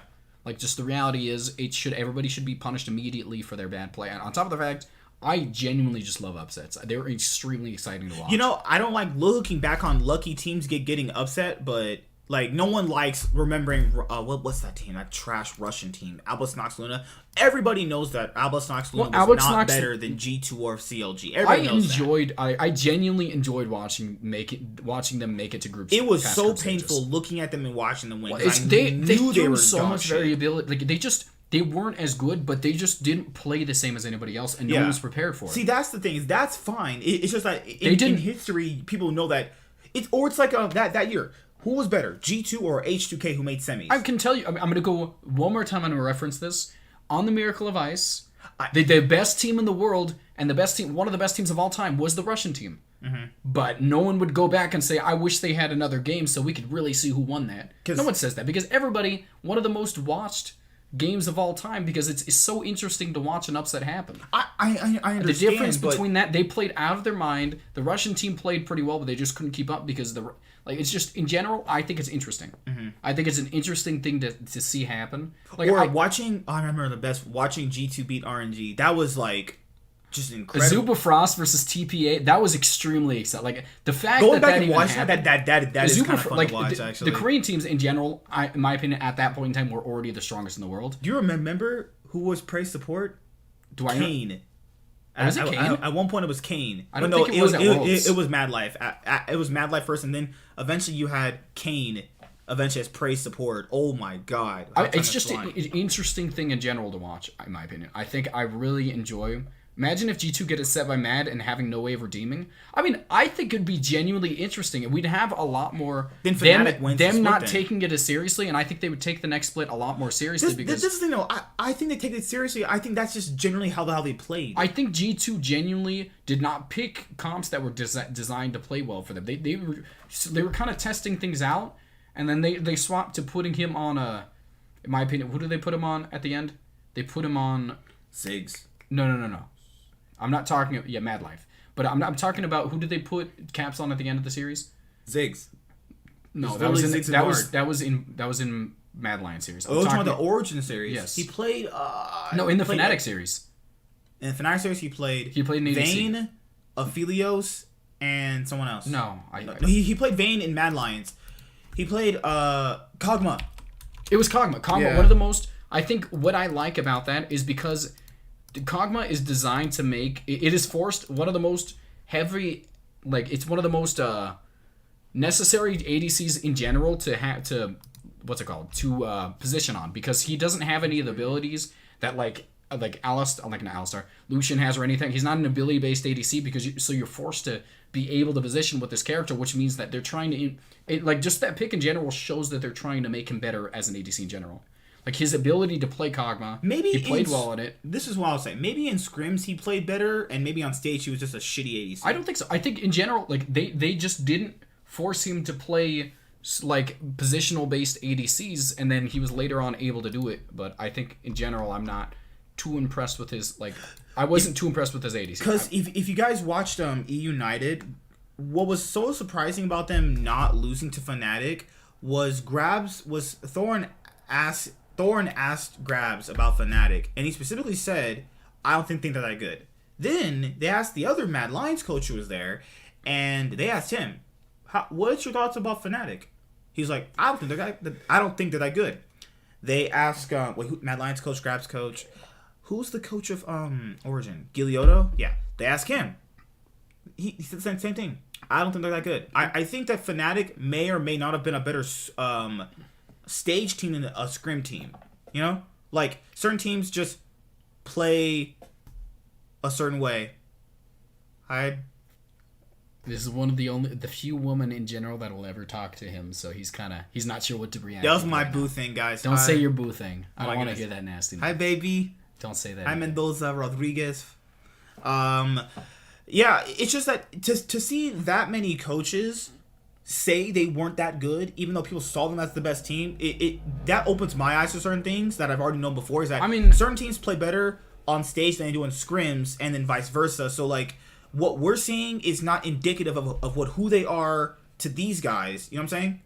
If that makes sense. So like, what we're seeing is these games right here. I mean, but G2 and other teams have already played these guys to see how good they actually are. Yeah, I was saying you do it too, dude. Lennon is Mendoza, guys. Stop saying that. You don't speak Spanish. You barely speak English. Don't be trying to speak Spanish too. Enrique Iglesias? Okay. All right. My big thing about it, obviously, again. Dan Sakuro? I don't even remember what I was about to say, to be honest. Oh my goodness. She said give her attention. Give her attention? How? What do we do? I'm not doing anything about Good that. God. That's your job. No, I mean, do you claim her? No, I don't. That's me. Good Lord. I don't know what you want me to say. Guys, that's my GF. She just Stop saying weird stuff what like that. What do you mean? Dude. So, I mean, I think all around the reason as to why they're picking Cog is because he's one of the most reliant on kiting abilities, and that forces Caps to be able to pick that up in a competitive environment, and that's why. Stop saying that. Stop saying boo thing. That's why they forced him onto this character. That's why he was able to be like. That's why they were trying to make him play this character.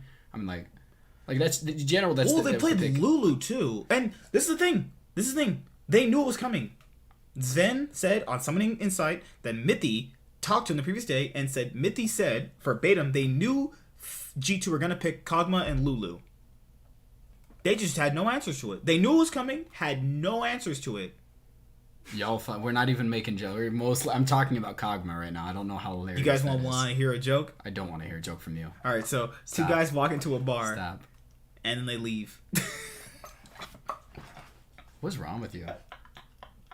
I mean, I think that's pretty much it. I saw a Netflix movie. I don't want to hear about your where Netflix this 12-year-old he blew up his basement by throwing a can of bug spray and a match in it. Why are you telling me this? I don't care about that. Nothing makes him funny. Nothing makes me funny. You're right. So I think that's pretty much. You got anything else to talk about? I think we talked about most of. Hello, Lennon. Good Lord. How are you guys doing tonight? Oh, my freaking gosh! If you guys don't get notified because of YouTube notifications, and there is the Discord, which is in every single video's description for the last 10 videos. If you do come into the streams, make sure you like them because that's how we got the new subscriber. He saw that the video was getting more likes and views, so that's how more people see the stream. I think the reality is he probably saw the live stream based off the thing. I shared it. I literally didn't. I only shared it in one group. Okay. Next time I need to know. I need to share it in my 2 other groups that for people who actually like League. Give this man a stage. Oh, please don't say that. Don't give this man any form of what's it called? Give this man what do you mean? When he talks, if you encourage him, it's gonna be even weirder, and he's gonna talk about even weirder stuff. What do you mean? All right, don't give this man a stage. I'm gonna unpack your mind right now. Please don't unpack. What is your worst fear? My worst fear is just hearing you talk to me for over 3 hours like I just did. That is the scariest thing I could possibly... Like, if I was trapped in a room and all I had to hear was you say some stupid joke about two people walking, that would terrify me. So you seem to have a lot of regret from talking to a black person. Why did you make it sound like you just said a pun? There was interesting and intellectual conversation and well, you like when you came in here, you turned into like, oh my god, a girl's in here, so I have to act weird. Abigail's a girl. Okay, I mean, a girl that you talk to in real life. I'm just a fucking genius, honestly. Okay, so I think you got any other conversations you want to talk about? Just make sure whenever you guys come in, just like the video and just watch. That's pretty much it. Because more people watching, more people liking means it gets promoted more when YouTube system, and well, voila. And also, straw poll will go out for the cross team battles on next stream. So next stream, we're gonna have to stream earlier to get the most people so they're under the rules. I'm the one that's gonna be putting together the poll. So if you can essentially get some, I'll probably find some way. I still have like if you have some way. I'm not a girl. JK. Yeah, I don't know. She said that Family Guy was her favorite anime. Okay, so if you have, I'm just gonna ignore that. If you guys have any way, like team that you want to be included in the all-time teams that you want to see us rank, just let me know inside of like the Discord or just like we could do comment it on this video. We could do a smaller one too, like top 5 world's best. I think we should, comebacks or best plays. I mean that's kind of hard to. Yeah, we could probably do that too. Yeah, I like that. I like that one because I was gonna do that. I was gonna like top 5 world's best plays. Why didn't you tell me about this live stream earlier? Because this was, I mean, it's purely based on She just watches to watch. She doesn't even care what we're talking about. Usually. I mean, I don't know what you're talking about half the time, so I don't think she's going to understand. So that's pretty much it. A rundown. We're going to do cross-team battles, the next few videos, promoting it. So in a straw poll, if you see a straw poll, make sure you vote. Make sure if you're watching the live streams, when you first come in, make sure you like the video and watch it because it gets more promoted. Discord has the notifications because YouTube messes up notifications for people. You got anything else you want to promote? Just figure something else. Just throw something else in there. He said put in PayPal's. Don't put in PayPal's. I didn't say that. I said I'll put in my PayPal if you want to do it. We'll have eventually we'll have 2 different PayPals so you can donate to either one of us. How do we get more viewers and we're leaving? What's up? We have more viewers because the most interesting part is when we're not online anymore, so people understand that and they come in. All right, I'm off tomorrow. We'll go literally 10 more minutes. Whatever. We'll go 10 more minutes. What about what? What do you got to talk about? Let's see. Which region do we not cover the most? Which region did we not cover the most? I think the big thing about it is we didn't talk about... I mean, I don't think we talked too much about LEC, and I try to. You don't. I mean, you say it's only G2 and everyone else sucks. I promote my Instagram account. Oh my god. Okay, guys. I mean, I think what is there? I forgot. Shut up. All right, no, we're not actually doing that. Well, it's 8 people in here. No, we're not doing that. That's my god. I'll promote it in my other stuff later on. You're goofy, dude. I think the big reason as to why I don't like the LEC is because they're getting 4 slots when I think there's only 1 to 2 competent teams that should be put out. I mean, again, results based, I think that the LCK should obviously make it. But the rule was last 2 years of success. I guess. Oh, you about to get beat up, dog. Good lord. That's his pug Kinley. Okay. But yeah, I mean, I've been enjoying doing these live streams. I haven't got a chance to really talk to everyone about all the new subscribers we've been getting. Yeah, you know, you put in hard work and you're gonna get results. That's how it is. People always ask me, how do you get more subscribers on your channels? It's like, you got to put in the work. You know, that's just literally how it is. Follow me at Lennon Flores or good lord. Thank you very much. No problem, dude. Thank you. Are you gonna follow her on her Instagram account? I'm not going. I don't have an Instagram. Yeah, hot girls at the LCS asked him, "Can I get your social medias?" He's like, he's a boomer. I don't have any. I have a number you can text me. See, I mean, the thing about it is when I go to public places, girls are not asking me for my Instagram account because they're like, man, I want to see a shirtless picture of this man. They're asking me because they're like, man, this guy slightly knows a lot about League, so maybe I'll ask him. Like, I don't know that much about League, but that's like the only time people C9 versus Fnatic this year. I think Cloud9 would probably. I think it'd be a big toss up because 3-2. Cloud9 probably. I think about it is Fnatic vice versa. Is consistently faster paced than Cloud9, so I think that'd be the big difference maker because Blabber is reactionary and he's more so result. Like he tries to kind of run himself into the skirmishes that are already happening. Mm-hmm. Which is why I think you could put 2016 G2. They were good too. They were okay. I mean, they weren't that good. I think I think they had a better bot lane than they did now, which would be a big toss up. Yeah. But they just all around had a worse team. Yeah, but I think all around. Oh my god, when they said Trick was the MVP, oh my god, cringe. Trick definitely deserved it that season. Trick deserved it. Perks at least deserved to get MVP. Why is Perks never MVP? Because he's never been. He's the most. You take Perks out of G2, there is no G2. Okay, they'd still make the Worlds. Ever in any iteration, you take out Perks, there's no G2 the way we see him right now. He is literally the most valuable player. You replace Perks last season with Patrick, they're still the best team in LEC. By far. If you take Perks out of anything else in G2, it's like... I don't know. I think he at least deserves it at one of those splits. I think the seasons that it wasn't in 2016 and all those previous seasons, he wasn't the best player on his team. MVP's not best player anyway. I mean, Sven was the best player on G2 when he was on there. When Sven left... in the summer... In both the entirety of when he was on, he was the single best reason. I think in the spring when they first came into when they first came into the roster, I think that. Why do you have 7 different accounts? It's more viewers technically still, but what's going on? I think that Perks is the most valuable player ever toward a team that you could like. Beerson did TSM. I think Perks has never gotten MVP because people just don't want to give it to him because they're either jealous. No one's jealous and not giving him MVP. That's the stupidest excuse I've ever heard. In the spring of when Trick came in, he was the best player. The best Trick player. Looked more flashy. Trick was the reason he was the best jungler in the league at that point, and it was like the bazooka is active only in best of 5s. What is the bazooka? I don't know what the bazooka means. Luca the bazooka. Who is that? That's Perks. Lucas. I've never heard that in my life. I'm sorry. When Perks first came in 2016, debatably it's okay that Trick got it. I said it before because they're both really good. But Perks, think that at some point during his tenure, the entirety of the time that when Mithy and Sven transitioned over, they were the best players on that team. It's debatable. No. Because Mithy the next year looked kind of like their international knowledge, and when people talked about them, it was like you have to cut them off early because they have one of the best late game scaling ADCs in the league. They never said, and they said they have a pretty solid mid too. It was always a secondary thought. But he always played really well though. He didn't get looked at because they focused all the resources bought. That's where Trick went. No, I mean I'm telling you right now. I mean there's no denying Sven was by far the best player on that team. I just think Sven was the only international capable player on that team at that time. I just think that at some point him playing on G2, he should have gotten MVP. I think that the times that he was close, he's had a few times where he was close, but he's never been the solidified best player in the LEC. But this is the thing though, MVP is not best player. It's not. He's never been the most impactful either. Like he's if you take Perks off G2 next year, they're a completely different team. They're not even the same anymore. They just get a new ADC, and I still think they're the best team in the LEC. You put Caps back in there, you get put an ADC. Upset. You'd still be the best team in the LEC. And honestly, I think you'd probably be better. I don't know. I think they'd be better. Perks away would.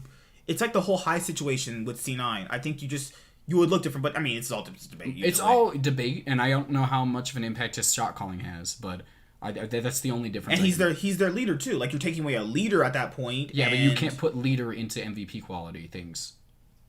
You can't take that into consideration. Kobe was a leader of the Lakers, and he was an MVP at one point. He was also scoring 37 points a game. So I mean, yeah, it's not the leadership qualities they were putting into. He was the defensive player of the year. He was the best point guard at one point. Shooting guard. Yes.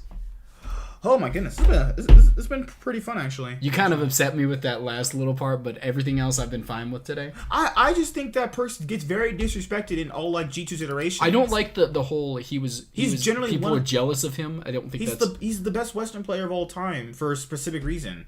That's not true. I said one of. That's not true. I said one of. He's not. You didn't say one. You just said won 7 titles in international competition that a lot of other mid-laners have never done. Okay. That already separates him. He's not the best Western player of all time by far. He's eventually going to get looked at that by legacy and by trophies. I will go accolades possibly. I'll go by purely player-wise. He's never been the best in the West at any point in time. I don't know why he would be the best Western player of all time. So let's go. Even if you just win accolades, you have top 4 at Worlds, you have World Finals, you have international competition, you have 7 titles in your own region.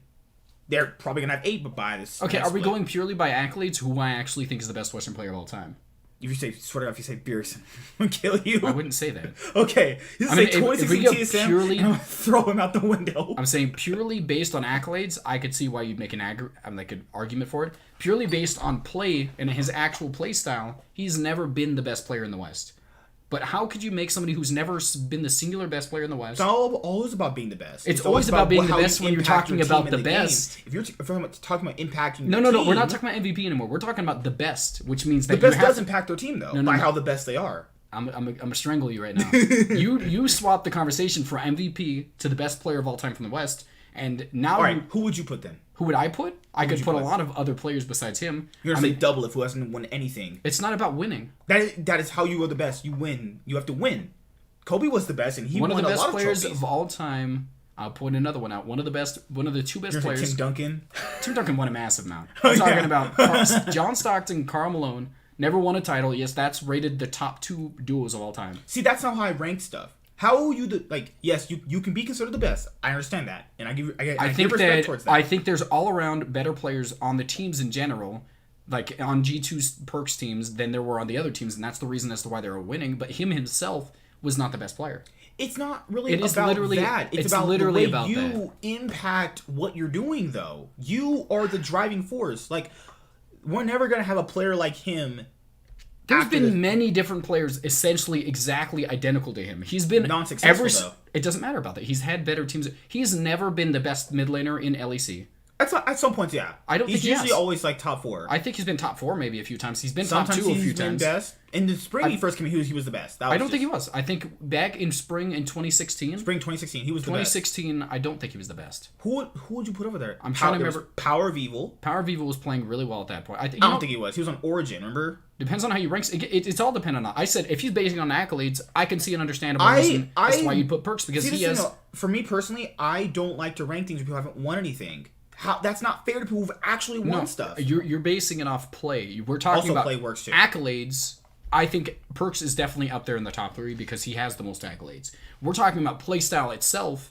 Accolades go out the window at that point, and you base it purely on their play, and that's how it works with that. Or you rank it both. I don't rank. I mean, you can rank both. I mean, Michael Jordan is not ranked the best player. Like, he's ranked it because of his rings too, but at the same time, he was the defensive player of the year and the scoring leader one year, which has never happened before. It never will. He was the best all-around player for 5 to 8 straight years. Even when he wasn't winning, he got finals in the MVP 80s before 3 times. Yeah, I'm just saying. Even before he won a single MVP, or even before he won a single single finals, he was still. Everybody was saying he was the best player of all time because of the fact that was Larry Bird's first thing, his first year. It's hard for me to say that. I think throughout Perks has never been the best player in the West. He's never been, in my opinion, the top 3 player in the West. I think it's hard for me to say he's the best player in the West of all time besides accolade-wise. I think he'll get looked at as one of the best based off accolades. I think there's going to be a lot of people who agree with you. I mean, he'll get looked at it for something. Like if you ever ask me, I will never say he's the best player of the West because he's just never been. His abilities has never been that good. Bulgaria? Oh, that I know where Bulgaria. That's where Nina Dobrov is. My grandma she immigrated over there from there during World War II. One of my podcast guys are from Bulgaria. You guys, it's 11 a.m. over there. That's crazy though. It's 1 a.m. for us actually. My grandma came over from there, so I'm like a completely like. Do you speak Bulgarian? I'm a washed up version of Bulgarian at this point. But no, it's all just okay, he still never told me. Who would you put in there then? In the top of all time? I think it all comes down to who I think is the best players of all time. I think that just purely based on play, I think that we definitely have to put what's his name up there from previous seasons. Oh, Xpeke? Xpeke was definitely up there. I think his peaks are way higher than Perks were. I mean, that's really just not debatable in my opinion. Like, you just look at the plays he made. Yeah. Just look at all these things. He's one of the most influential players of all time. Like, I think. You talk about their impact on the scene, because it's not just that his level of play was higher than Perks too. Who else would you put there? I think I could literally. There's no one from NA you're gonna put there, right? I could put a few players from NA actually. I think I could put. Stop asking people for their IG, weirdo. Lennon, you weirdo. Stop being a creep. Yeah, trying to hit on some guy. I think the best person I would probably put from NA would probably be Bjergsen. And Double Lift. I think those are the 2 best. If we're ranking best NA players, I mean, I don't think NA has ever had one of the best Western players of all time. No. If you just went strictly for LCS, I think that the best. I mean, one of the best players. I mean, I think Caps' highs have been a lot higher than Perks too. Caps has been a lot higher than Bjergsen too. Yeah, I mean, I think that's just the reality of it. I just think based purely on play, Reckless has never been Reckless high as those two. play wise, he was good. He was not as good play wise as the two I just named. I don't know because His Reckless play was- certain splits was a carry and he played really well in certain splits. Sven, when he was on G2, was the best ADC I've ever seen out of the West. What about the years before Sven came when he was the best for Reckless? I'm just saying, Sven is the best Western ADC we've ever seen. I think that's just undeniable in my opinion. I don't know. Oh, forgot. I'm trying to have a Bulgarian friend. Is that a crime? You trying to get in the pants of a Bulgarian man you just met 3 seconds before this. She What's did it going on with here? Ryan too. Good lord. But like if you're going strictly LCS, you have Double Lift, Bjergsen, Smithy, Sneaky, Jensen. That's pretty much it, right? Double Lift, Bjergsen, Sneaky, Jensen. I think you obviously have to put High in there just purely based on High, his... Meteos, right? We're playing... If we're talking about purely... Are we talking about accolades or just play? Purely LCS. Oh, I mean, accolades would... the LCS would have to put you in towards accolades too. You got chicken right in front of my face. I'm about to eat it. Oh yeah, I have to get home. Oh my God, I'm tired. But yeah, guys, this has been fun. Tomorrow's video This man is eating nachos with chicken. and that. You just kind of smacked my face with that. But yeah, this is gonna be over. It's been nice having you guys all here. Tomorrow's video. No, this literally is tomorrow's video. So I'm done videos for tomorrow. Okay, That's it. 2.5 hours. This was very long. Unless we're gonna start I'll start VOD reviewing tomorrow. And we could VOD review. If you guys have any games you want us to VOD review, we could do it. And I'll literally just let him talk the entire time talking about how much he loves perks. Won't even talk about your game. Yeah. And then watch him fondle over Piglet. Alright, so that's pretty much it. You got anything else? Can we actually close it out this time? Oh yeah, sorry. I'm tired. Peace. Have a good night. Hugs and kisses.